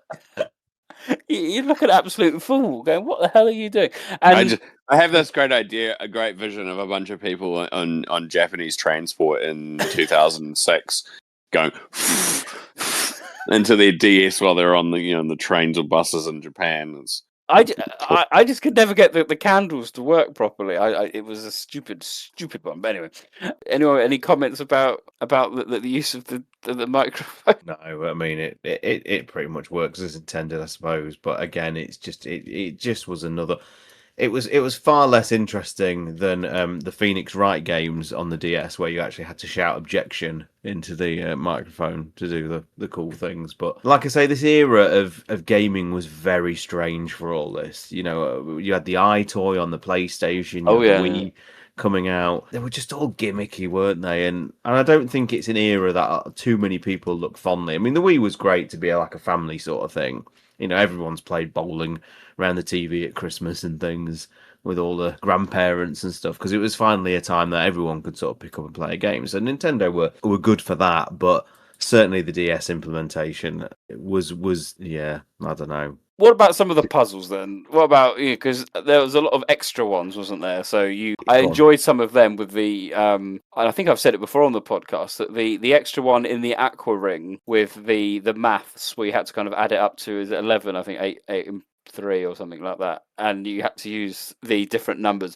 I thought that was really quite cool. I enjoyed that. There's also another one in that room as well, isn't there, where you have to lower the gas. It starts filling up with the epsilon gas of the turn the valve. Turn the valve, that kind of thing. And it's rubbish. I don't know how you got on with it, but you've got to be so precise with where the stylus is. Yes, yeah, that's true, because it can lose track of it, can't it, as you go around? So I didn't mind that, and I like that, but I like the other puzzle in order to unlock the other room. What I didn't necessarily enjoy that much was the extra chest pieces that you got in the save rooms. I just got bored of doing them in the end. And some of them were just so easy it was pointless, like the weighing scales one. Which requires no brain matter at all. But then you've got I don't even really think I worked it out, which must tell our listeners how stupid I possibly am.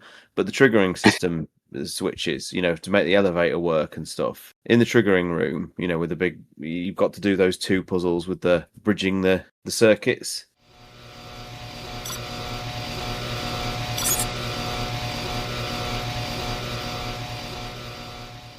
Oh yeah. To make the elevator. I know. I could. That was purely random.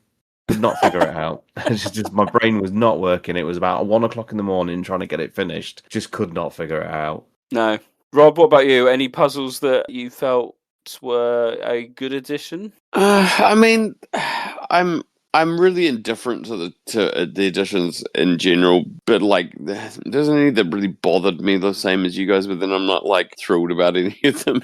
You're not, yeah. So it's I take on the fact that I'm playing a mode that's going to be different. That was kind of the idea, so I'm expecting that it's going to be a mixed bag of change because it's change, I guess. So yeah, I'm kind of, it sounds non-committal as an answer, but it's kind of the truth. It's just it is what it is. They're not all winners. They're not. There's the knife stabbing game. I was going to say, how many times did you stab your fingers? And for people wondering to my earlier comment, the gravestone, if you look at it on a big enough screen, you can actually read Lisa Trevor's name is actually on the grave. That's in the George Trevor's grave. Yeah, but it actually says Lisa's name on the grave. I'll have to find the old tweet that I put up, which has it, and retweet it on the podcast account or something so people can see it when we put this out. Yes, that's a good idea. Yeah, why not? That's fantastic. That was a nice addition. That one. What other things we can do? So, I'm trying to think of the other puzzles. There's a instead of a piano in the second snake boss fight, there's now a what they're called. My brain's not working tonight. I know what you mean. Gramophone. It's gramophone. Yeah. Yeah, and you have to spin the record like a DJ.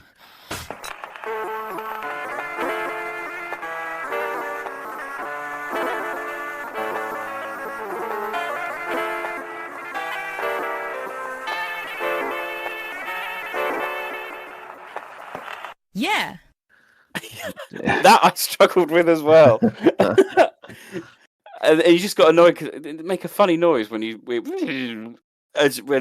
got it wrong, and I was like, that started to wind me up a little bit. Damn. There's a few other things as well, isn't there? Like the sorry, this is not really a puzzle. The Chimera appear early in this. Yeah, I mean, it's quite a neat little scene, I suppose, isn't it? Because the way it's actually done is quite well, quite good. You just see the silhouette of one walking past the door. Yeah. It makes no sense, but it's kind of cool. It's a nice little addition. Yeah, that was it. You have to pull the sword out of the door to get into the secret observatory. But then randomly they bring in the advanced mode crows, so you can't look out of the window anymore. Which is one of the best scenes in the game. Yeah, it was a bit disappointing. Yeah, the fax is still in there for fans of the original, one of the most criminally removed files from the remake. Oh, the scrapbook. Sorry, the fax. Yeah, the scrapbook. Yeah, scrapbook in the library. I still think they removed that for the right reasons, though, because it doesn't timeline-wise make sense. Yeah, I get why it was removed because it wouldn't have been in. It shouldn't have been in there at that point. Is what you're saying? Well, yeah, because what the incident that's happened in the mansion, who's gathering up these newspaper clippings and putting them into a book. Yeah, in the time that's the reason why it doesn't make sense. That's why it was dropped. They could have had they could have had an alternative where they had like other news clippings that predated the events at the mansion that were related to weird goings on or speculations about what was happening in the town or something as a replacement, but they never went down that. I was going to say as well, one of the things that annoyed me constantly was having to do those stupid chess puzzles again and again. Yes. Too. Just pointless. Like, oh yeah, great, you're going to give me some extra things or whatever you've hidden away in them, but it's just like, I've had enough of those.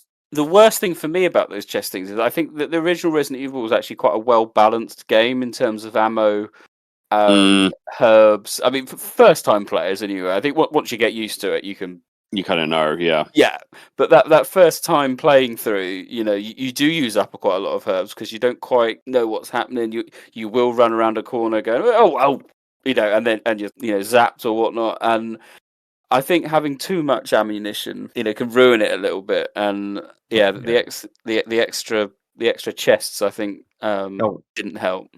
I would say beyond the rooms that have some occasionally fiendish combinations of enemies, the difficulty was trivial. Yeah, in Birth mode. It was not a hard mode at all. No, I mean I played agree. as Jill, so I already have some more advantages there. But like, I mean, how many times, for example, were you finding the Samurai Edge was critting? Because I think in one room it critted all three zombies in 3 shots. It is insanely ridiculous, like how frequent it does it. It's just so random. The percentage is way higher than any other version. Mm-hmm. Interestingly, on my playthrough, I went through a room I have never ever been through before. What? And I know. Honestly, there's parts of this game I'd never done before because I've never needed to do it. So I thought I'd try it just because I didn't. I think I must have inadvertently seen a clip of it and gone, where's that? And they go, it's the original Resident Evil. It's like, is it?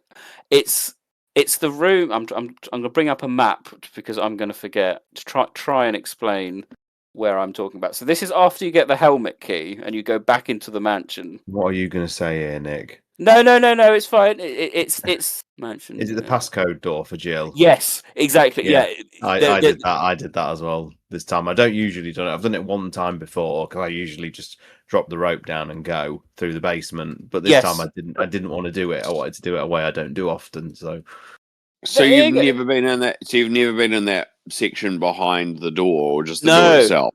No, it's that weird kind of white room, isn't it? And it's the mirror hallway from the remake. Yes, the equivalent is the mirror hallway, but wow. I can't believe never done it. You've done that in 30 years. No. Insane.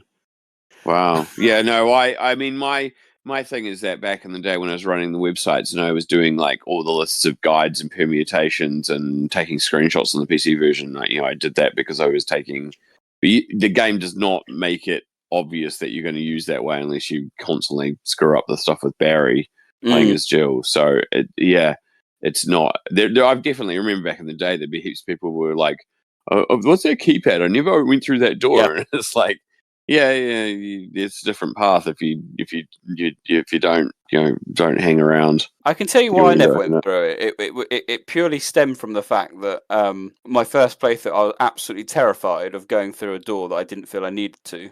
Limited ammunition, and you go back, you've got the helmet key, you do the basement bit, and you come back, and then you realise you've got the crank or whatever you need, not the crank, the crests to get out and all that. And I was like, I remember specifically realizing that I don't need to go there, and I'm it's like, so funny. I don't want to go back because I'm going to encounter more hunters. I'm not taking my chances, and so that mentality has lived with me up until recently. Wow. It's so funny because I had the inverse, because the more confident I got with the game, this is going back in the 90s, so we're not talking about the DS version, which is the original, I would explore more. So I eventually figured out how to look through all, because I remember this very vividly, literally drawing maps. Like I took the map that was on the screen, I drew it, and then would go and mark where things were on the map. And so then I'd find that there was rooms I'd never visited or areas I hadn't gone to. So I was like, well, I'm kind of curious what's there. So I would go, because in my mind, that was me figuring out if there was better ways to essentially route the game. Like I was like, if I go to this room, is it going to give me extra supplies? It's going to make it easier to do something else later.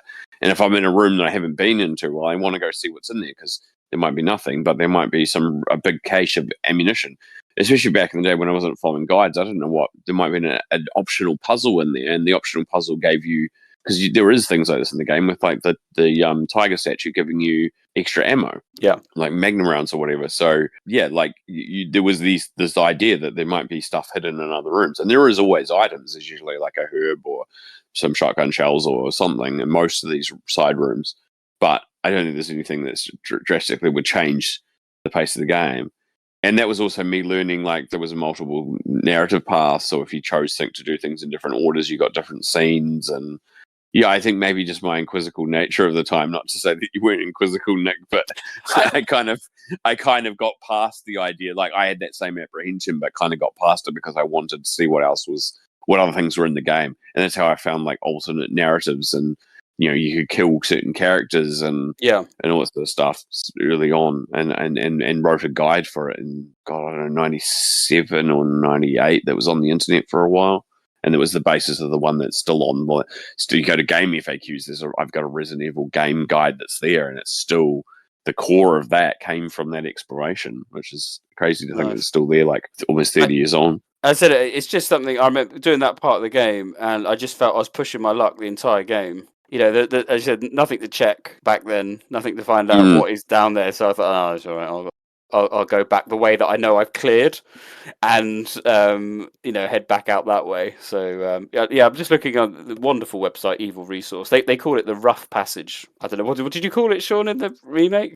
It's the mirror hallway where you fight your first Crimson Head. Yes, because they changed the layout. They changed the layout entirely. Yeah, it's dramatically different. Yeah, it's where you get the arrowhead. That section of the mansion's the biggest change probably overall to the entire mansion, because you've got the change to the extra left-hand stairwell. You've got that mirror hallway. You've got the fact that you can only access the library from one direction. The observatory room from that's gone. The library has a second floor. Yeah, that whole access way is completely changed. The elevator's still there, obviously, that goes between the basement and the library area. But yeah, that's probably the one biggest change in that part of the mansion, for sure.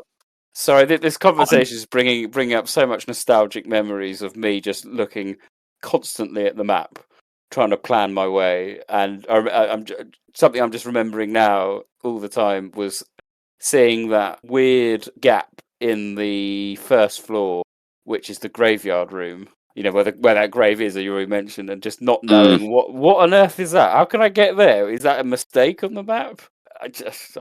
I'm sorry, this is horrendously rose-tinted glasses looking back, but And yeah. that was the same thing that was supposed to draw you into understanding that there was something where, the piano, in the original game as well, the piano thing, that you get two hints to it. One is that there's a gap in the map, and then the other is that if you're in the greenhouse, the little interior greenhouse, and you get the angle, you can see there's something through a glass. You don't know exactly what it is, but there's something behind the greenhouse area.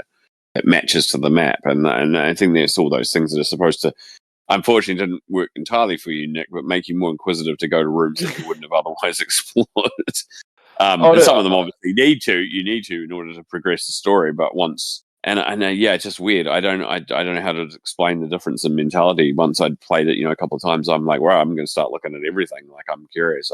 I feel confident enough to take on enemies well enough, and you got to remember resources better. Yeah, you got to remember the first time I played this, when I made it to the guardhouse, I felt I'd completed the game because I'd taken so long in the mansion, and I made it to the guardhouse, and then I went through into a whole other section, and then I was like, Spider went, nope, and that was that, and then I turned the game off for months. I was like, no, I'm done. I feel I've completed it, and took me ages. What little did you know, Nick? I know. There's no Nick mode in this game, mate.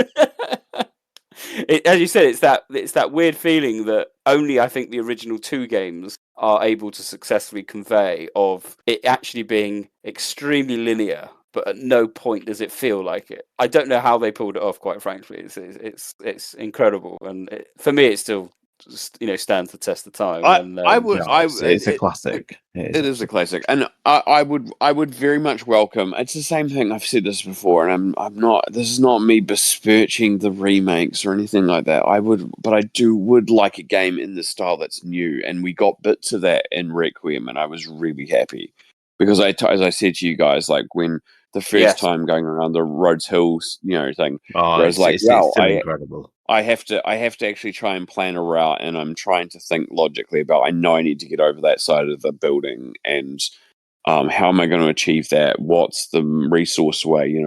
Unfortunately, much like most of the games, it's not just that you become more familiar, but it does become easier the more you play, and like you get more resource heavy, or unlike bonus things. So it kind of never is quite the same as the first time, but I just really enjoyed that, and I could do with more of a routed game that's treated like, it feels open, but it's really, there's only 3 or 4 paths, but it's definitely less, how to explain this in a way that makes sense in my wording.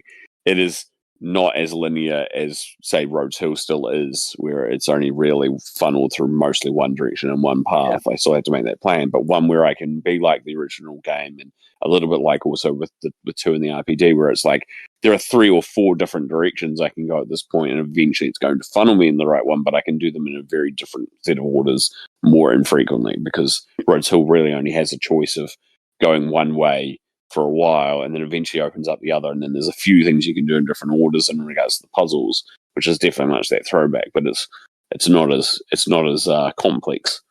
Yeah, as that original game. Sure. I think Remake 2 made a mistake of having the East Wing cut off at the beginning of the game. Yeah, and the fact that the progression concept there was much more linear. Like, it was literally go here to this point and only explore these kind of few rooms until you found the item that you needed to go to the next few rooms, for the most part. And I think that it works for what it was, because I think with the new puzzles and what they wanted to do with it, it kind of, because the exit is different as well. Like, we're not working our way into the basement to then go through the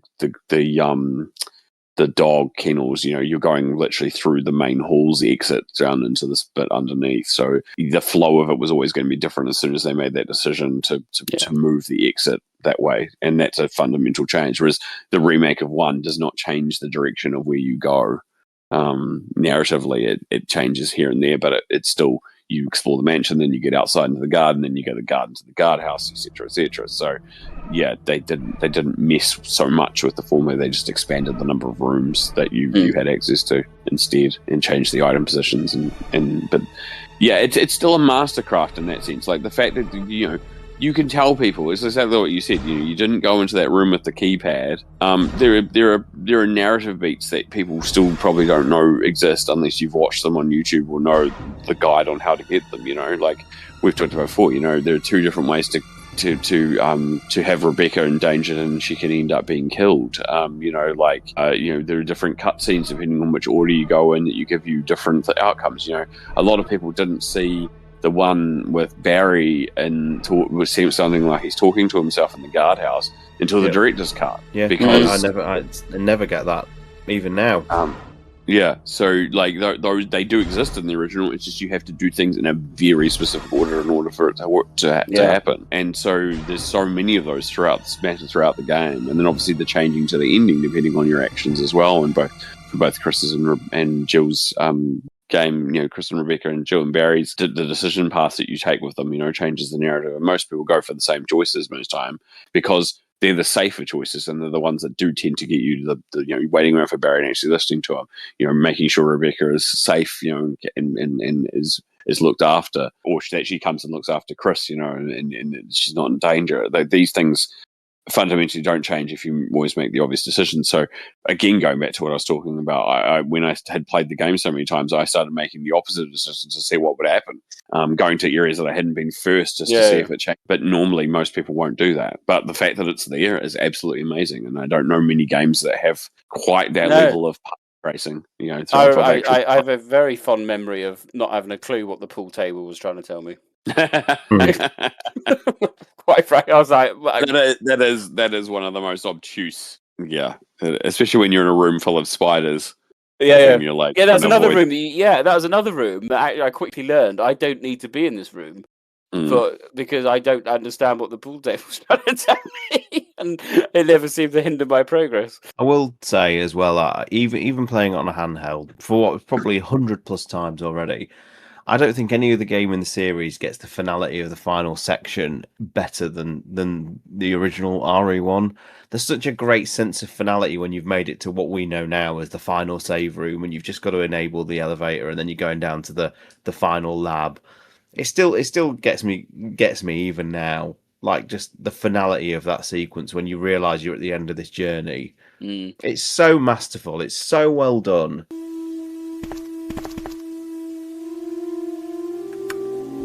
Jill!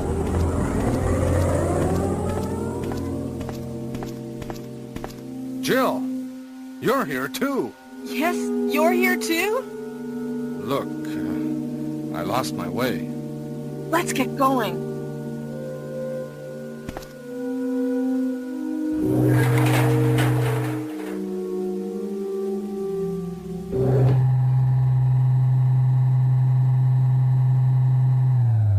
Right back to that first time, because it felt like, as you've just said, Nick, the first time through was such a monumental thing to be at the end of Resident Evil, knowing you're probably one or two boss fights left, and then you're potentially going to finish the game after this epic. Unless you get to the guardhouse and think that's the end of the game. in Nick's case, I was quite happy. I was like, there's a bed. I'm just going to chill out here. I'm all right.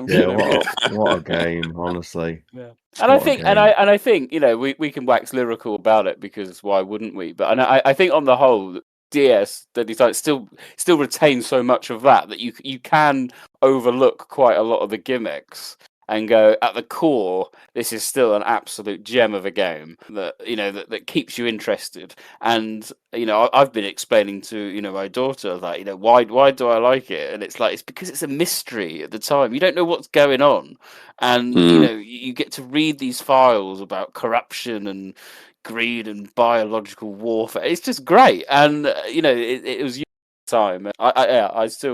I'm sure over the course of the 30th anniversary we'll be discussing it more, but trying to focus it on the kind of deadly silence elements. Sean, you've mentioned before that you've played an emulated version on the PC.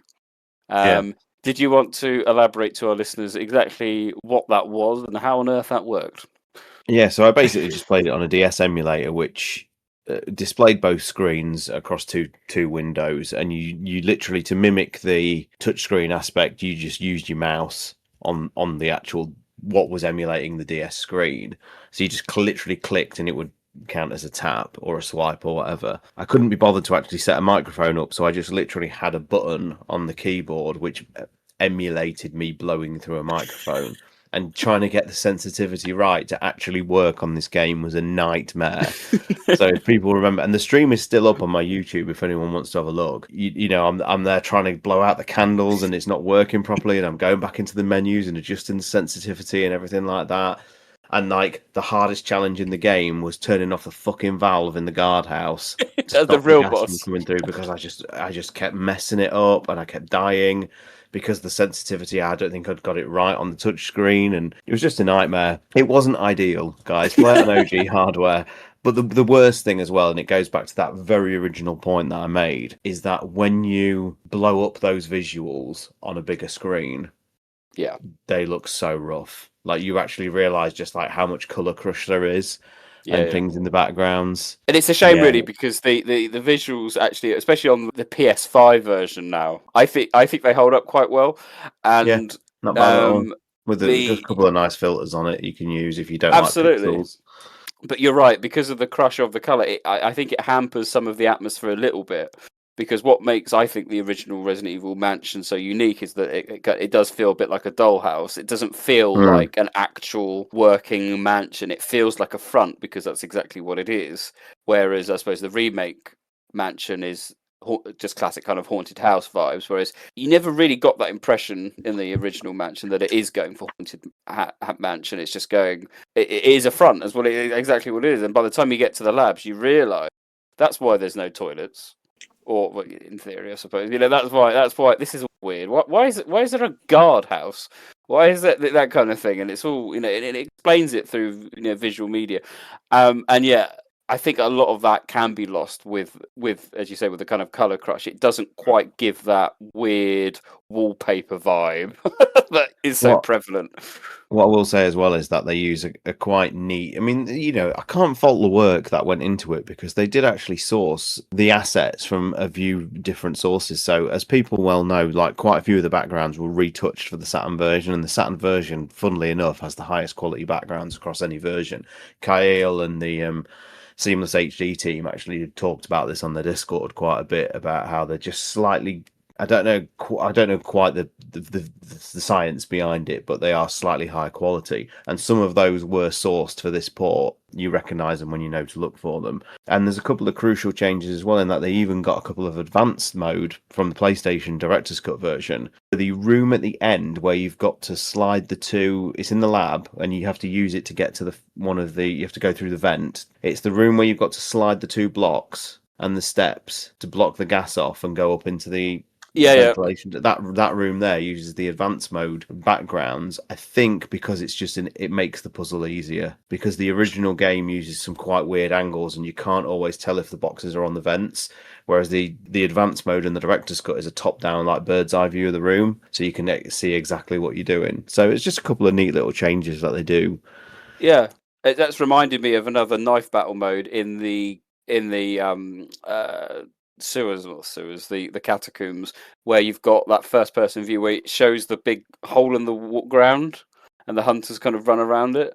I think you never really see that, I don't find, as clearly in the game, but that kind of first person angle is particularly interesting. Even if, do you think there's other thing, you know, whilst they could have added stuff from the remake more obviously, was it a bit of a missed opportunity, as George was saying, not to put in, say, the ticks or perhaps even the Gold Tyrant? I know we'll quickly talk about some of the extra mini games, but no battle mode from Saturn version. But we could have had the ticks from the Saturn, and we could have had a second Tyrant fight. Well, the ticks, I think, is the one would have been nice. The second Tyrant in Chris's scenario, I actually don't like that as a change now, because it's nonsense. It worked back in the day because you could argue it's the T001 and T002 thing, but crucially, we must touch upon it because this might be the only time you talk about, like, you know, should it have featured extra content. It does have one neat extra piece of content. It has a multiplayer kind of battle mode thing. Yes, it does. And it's the only time in the series you can play as Bravo team members. So that is actually, that's a bit of a boon. I've never done it. Never been. I was going to say, if you've done it, I really want to have a go. I've watched a few videos on YouTube. Yeah, I mean, it's rubbish. Because you don't actually show up on the other person's DS. I seem to remember you just depicted That's right. with an arrow, aren't you, or something, to roughly show where you are. So it's a missed opportunity, but it's neat to see a character select screen with the Bravo team members on. Yeah, and the fact that you get to play as them is quite cool because again, that only happens, and they do. You're not a big fan, but they did redo some of the animations, and I think you can use the DS to poke at your characters as well. Yeah.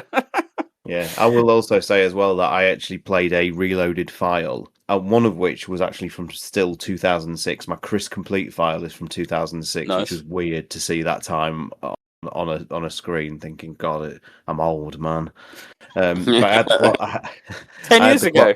I had the closet 5 key. minutes ago. I had the closet key and was able to. I used the exclusive Jill costume, which is just some trashy hot pant cop uniform. Yeah, I was going to ask about that. What is Chris's? Chris's is a ninja, which is a little bit cooler, and Rebecca's is a cheerleader, which you can see in Zero HD. Yes, that's right. Yeah, I did. Yeah, Jill's was a little bit. Mm-hmm. And I still like the fact that you've got the. Can you see the Made in Heaven as well in the background? On which? On the Chris's is Jill is his jacket there, the brown one. Yeah, you can still. I'm pretty sure you can still wear the original. Okay, right. You just go over to it, and select them. But there's some bonus ones, isn't there? Yeah. But it's kind of neat that every single version of the original Resident Evil has different costumes. Yep. And none carry over. No, the basic. But there's actually, talking of which, it's worth having a good look. There's some really interesting videos on YouTube from different people all about the lost version of Resident Evil. That kind of thing. It can be worth a bit of a visual treat, as I said. Certainly, looking at the multiplayer game. Talking of which, there is also this kind of Master of Knifing game. I honestly, I haven't progressed that very far, but again, I'm not very good at the knifing bit. But it's nice to see. I am a bit of a sucker for very short mini games like this. Unlike things like Raid Mode, which I find tedious, and to an extent Mercenaries. I'm more inclined to play something like the Master of Knifing minigame, just because it's very stress free, should we say? It's just like I'll just do that and progress onwards. But I have to be honest, I have not progressed very far. I think I've only got up to about stage 3 or 4. I actually don't know if you unlock anything if you finish it. Yeah, I don't know. You get Albert Wesker for multiplayer. Okay. There we go. Yes, that's because there's different ways of unlocking characters, don't you? Different things. Yeah. Right. Well, I think we're coming towards the end. I'm not sure. Is any other points? I feel we've forgotten to talk about DS as I suppose the general point, was it a suitable release as a celebration of 10 years of Resident Evil as it was back then? Do you think it did it justice? I mean, it's certainly better than Umbrella Corpses for 20. That's a low bar. Yeah, I think it did. I think the only thing that was disappointing from it was the fact that we didn't get a 2 and 3 DS. Yeah, that's true. Because I think that was an open goal, and they kind of didn't go for it, really. Especially as Resident Evil 2 was planned on Game Boy Advance, wasn't it? Yeah. I think they were going to do a Game Boy Advance version of that, and Gaiden was originally supposed to be Game Boy Advance, and so with 2 as well. It did come as a bit of a shock. Perhaps it didn't. I'm not sure how well it sold. I think in some ways we need to also look at the impact that eventually got to doing Revelations, on the 3DS. Like, that's true. I think inherently, if they had gone down the path of doing a 2 or a 2 and a 3, we may not have seen Revelations. And if we had not seen Revelations, what would that mean for the series? It became a pivotal game in the future of the franchise. And I'm gonna harp on about this until it becomes the truth, because it is the truth. But it is simply the fact that Revelation saved the franchise. Like, after 6, Capcom had no idea what was going to happen with the franchise, and it could have easily gone silent after that. A deadly silence, as you may. And it we wouldn't be where we are now with the franchise. So inherently, maybe it's a good thing if that has a through line. If they'd made other DS or 3DS games, they may not have got around to making Revelations. And if Revelations didn't happen, then this franchise may not be where it is. So probably better that they didn't in some respects, I suspect. And just think about it. It's a 6-year gap, isn't there, between Resident Evil DS and Revelations over 2 consoles? Look at Resident Evil Revelations on the 3DS is still a stunning game on 3DS handheld. I mean, I find it almost impossible to play just because for whatever, but visually, I'm still blown away by Revelations. And yet, like, a 32-bit Resident Evil DS, it's pushing it, isn't it? It's pushing the console's power because it couldn't It's quite compressed. Everything that we know of was a disc-based game, which in of itself was 10 years old. Still there, and yes, there's all these changes, and fundamentally, as Sean alluded to right at the start, there is compression going on. There are things in this that, in order for it to work on a cartridge form, you had to make compromises that you couldn't put from a CD. That's the simple truth. By the time Revelations came out, those compromises were less. That's not to say there aren't still their own compromises. Every platform has its own pros and cons, but it becomes very much less apparent by the time Revelations has cutscenes and audio that doesn't sound compressed and visuals that are actually comparable to a platform of its time. This is a very big leap in 5 to 6 years. Yeah, massive. But overall, I felt it was an interesting experiment, and as you said, one that utilised the DS's capabilities for better and for worse. And it remains a very valuable shelf. I think that's probably the lasting impact I had. And I think from our opening comments, I don't think you would ever recommend Resident Evil DS to anyone. So someone coming in go, I really want to play the original Resident Evil. I don't think anyone would go, oh, you must play the DS version.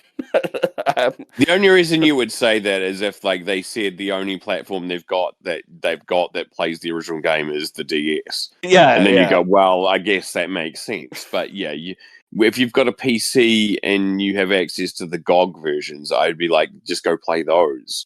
Yeah. If you have a PlayStation that has the PlayStation Network on it and you have the deluxe PlayStation version, you've got access to the first 3 games on there. You can play that quite comfortably too. If you can hook up your console to an older TV, it's probably going to look better, but it's still passable to play those PS1 games even on a flat screen modern TV. It's not as good as a CRT, but it's still probably a better approach than playing the DS version. Does that take away from what the DS version is? No, to me it doesn't. Yeah, but and I think that's definitely the point, it's definitely though, and as I alluded to and made Sean unintentionally feel really bad about, it was very different back in the mid 2000s. But these days, no. This would be a silly recommendation if someone was to come and say, "Oh, yes, I want to play the original game in some format," and what do you recommend? Unless they turned around and said, "Well, the only platform I can access it on is a DS," then yes, no, that would be relatively quite silly, I think. Yeah, so I want to play a version. So I want to play a version where I can blow into the microphone. Oh, well, so we have the DS version for you. Yeah, sorry, joke. Sure. Just literally fired up eBay, and you weren't wrong about the prices, were you? Christ, like nearly £100. Oh yeah, the copies the copies here in New Zealand. Like I was harping on about this on the Discord in regards to all the games. Someone was listing a copy of Code Veronica on GameCube here for $780 plus fees. Yeah, I shared it in the Discord. It's insane. Like I was thinking, I'd seen people listing. There was a listing for an empty box with the. I don't even think it had the manual. It was just the box that someone had, and they were charging $40 for that. Because in case someone's got I've got a copy of it loose and I want a box for it, or I've got a copy of the manual but no box, and I thought that's ridiculous. And then I said, "Oh, look, I know they're expensive. Like they've been pretty expensive here historically, but the I was thinking $300 or $400, and then lo and behold, a week later, someone's listing it for $780. I'm like, no, that is insane." But the DS Resident Evil here, I think the last couple of times I've seen listings, while I'm talking, I should go and look, see if there's any listed currently. But I think the last couple of times in New Zealand dollars, about what you guys are paying, was you say £100? Yeah, about 250 New Zealand dollars is probably what I think they've been listed at. So that's about equivalent. It's your pretty best crazy. Bet to buy it. Yeah, your best bet to get it boxed is the Japanese release. Yes, which you can get for around £40-50. If you scour the listings, but even then, I've just found a copy. Exactly what I thought. Buy now, $250. Yeah. So yeah. would you agree then, Sean? Then I mean, not one I would recommend to play, but not now, because Capcom working with people like GOG, getting Yeah. the PlayStation ports out. We've got options now that are cheap and cheerful. You can buy the original Resident Evil on GOG in a sale for less than the price of a pint. And I'm telling you now, that's the best pint you'll ever buy. So it's one for the collection now, I feel. An oddity. Yeah, for the collectors, go for it. But it's even then, it's a big ask. There'll be a nostalgia. There'll be a nostalgia throwback to people playing the DS version in of itself for the nostalgia that we're talking about, saying going back to 1996. I'm sure, because I think there will be a lot of people who, even if it wasn't the first time they played it, they did play the DS version and they have memories of blowing into the microphone and slashing a knife in first person. That may be appealing in the same ways that we've been talking about, but I don't think newer players are definitely going to engage with that on the same level. If people have issues with tank controls alone, I don't think slashing in a first-person perspective again and again and again is going to endear anyone more. No, I don't. Also, I mean, I'm 99.9% certain that this didn't even come to the Wii U's DS collection, did it? Because the Wii U had a DS. Did it? What was it called? Virtual Console. Yeah, because you could get the Zelda games on it. I know that for definite, but I'm pretty certain this didn't get. No. In fact, I know it didn't. The only Wii U game was Revelations, wasn't it? Yeah, but then that had its own dedicated port on the Wii U, didn't it? It wasn't the 3DS version. No. Right, well, there we go, ladies and gents. I hope everyone our look back at Resident Evil Deadly Silence. An interesting retrospective. I think fair to say it's a game for the ages, just not necessarily this age.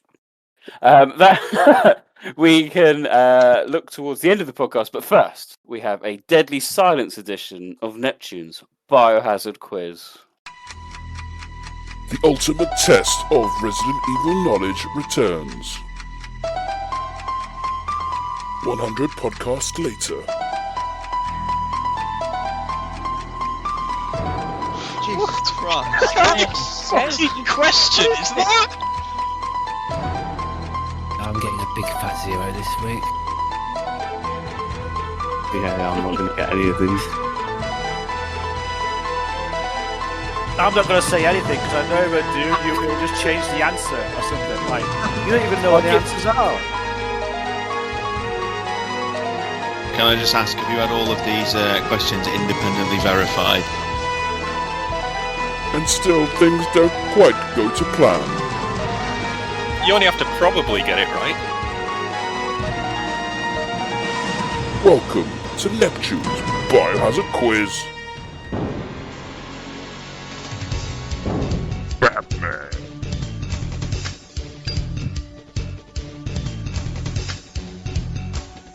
STARS TyranT. George Trevor. Rombie and Neptune. Mr. Spencer.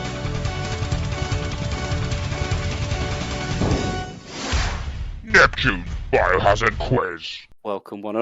Look, ladies and gentlemen, it is just Stars and Rombie. I had complaints last time about the head-to-head. You're going to do it again?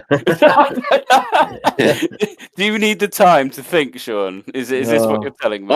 I did okay. I did okay with it last time. I was perfectly okay either way. If you want to do it like that, Nick, go for it. Just go for it. I think you get a morbid kick from it. So you know what? I don't want to withdraw anybody from their kinks. So let's go for it. It's a nice way to lead your life, Sean. Yeah. So we have 5 questions, all about Resident Evil DS. How well do you know the game? Here we go. We'll do head-to-head mode. We're going quick fire then, yeah? Quick fire. Okay. Question number 1. In Resident Evil DS, a new puzzle was added to the armor room, a set of scales with 5 gems that you had to balance. What is the correct combination? Oh, fuck off. Sean, did you want to go for it? 2 blue and a green, and then on the other side a red and a yellow. I have no idea. Rob? I've fucking hell. I can't remember what they're called. They're just the colours. Topaz is one of them. Oh, don't worry about that. Just colours. Freaking hell. One left, 2 right. I think, but I can't remember the colours. Oh, they're green, yellow, red, and blue. It's just the 4 colours. So obviously, it's So it'll be the red and fuck's sake, Nick. I hate this. So you need time to think. It's bullshit. It is bullshit. Incorrect. I remember them now. I remember the ones I have to put on when I see them, but right now remembering colours they are is freaking difficult because I'm just like, that's why I'm like, it's the topaz is on the left. I knew that one, and then the others I don't remember. But so I have no answer, Nick. No answer. So the answer is on the left, it's the green and the yellow, and then on the right, it's green, blue, red. So no points. Close, Sean. Close, but no cigar. Okay, question number 2. You famously have to give Richard mouth to mouth. What status condition does Richard start with when you're beginning the procedure? Rombie. Danger? I'm pretty sure it's danger. I think it's danger, yeah. Incorrect. It's yellow fine. Really? What? He starts on yellow fine. Oh. That's why I slipped that one in. It's our favourite status. Because of its uniqueness. Oh yeah, because it goes down and you doesn't bring it up, does it? Yeah. God. Not looking. He starts on yellow. Fine. Right. Question 3. A very condensed version of the "Where am I" round. I think you'll get this. Where am I? I have removed a sword from a door, leaving blood-stained paneling. Where am I? Rob. Okay, Sean. Still in the. Oh, go on then. Go on, Sean. No, you're still in the library. Still in the library. Rombie? Yeah, same. Still in the library. You are. Well done. Easy one. Points on the board. Well done. Yeah, you're still in the library. Question 4. Name all the playable characters in Resident Evil DS. Do you want to go first, Rob, or do you want me to? Well, I can. Well, Chris and Jill to start with. Oh God, now I'm trying to think of all the ones in the multiplayer, and I know I added Wesker because I know he's unlockable for the bloody thing. No, this is fucking painful, Nick. This is the pressure of the head-to-head. It really is. Sure. Okay. Do you know any better? Chris, Jill, Barry, Rebecca, Wesker, Forrest, Enrico, Kenneth, and Richard. The clue is it's all the Bravo team members that have 3D models in the game. Oh. Absolutely spot on. Of course, Rebecca's playable in the main campaign, let alone the multiplayer campaign. So, yes, well done, Sean. Spot on. Yes, that is correct. Doesn't help. I never played the multiplayer because you need other people with it. Question 5. I like this question, and you can have some time to think. Which remake-specific BOW appears in the Versus multiplayer? Oh, I don't know this. Wait, I know. Right. By the way, this is brutal. But which remake-specific BOW appears in the Versus multiplayer DS? You can have a little ponder. Have a little ponder, and then anyone can come in first. Remake specific. Yes. This is actually quite a nice little bit of trivia, by the way. Rob, any ideas? I have no idea. There's not many remake specific BOWs. Full stop. I'm going to say it's something. Is it something like a red hunter to indicate it's a sweeper or something? That's my answer. I have no idea. Rob, have you got an answer? I've got nothing for this, Nick, because I haven't played the multiplayer mode, so it doesn't really help. Ladies and gentlemen, it is a point to STARS TyranT. Absolutely spot really? On. There is a purple hunter. A purple one? Well, I've never seen it before in my life. No. We're going to have to look this up now. So for people unaware, and I did it on my relatively recent playthrough of Remake, I was delighted to have triggered the purple sweeper. It's not really a sweeper, but a purple hunter in Remake. It burst through the one of the corridors where the head-turning zombie is, and I was very excited to see it. In the multiplayer version of Resident Evil DS, there is a very poorly pixelated purple hunter that can appear. Are you sure? I can't find a single image of this on the internet. I watched a video. I'm questioning my own answer now. It's right. I honestly, to research, I was just watching a video of the Remake the multiplayer DS because like we said, none of us have ever played it, and I was just watching some person do it, and I was like, "That's a purple hunter," and I initially thought it was just bad compression on YouTube, but no, I don't know about this either. Are you sure that it calibrated right? But who knows? You're getting the point for now, Sean. Put it this way. But a nice bit of trivia. Anyway, so let's have a look at those final scores. And it is a sterling victory for STARS TyranT. Once again in the head-to-head. Well, not once again in the head-to-head. The first time in the head-to-head with a 3-1 victory over. So congratulations, STARS TyranT. Thank you, but I'm going to need to verify this myself. I'll try and find it. Well, you'd still win anyway, because you still have a 2-1. So congratulations. That is it for Neptune's Biohazard quiz. Join us next time, where we'll have more questions.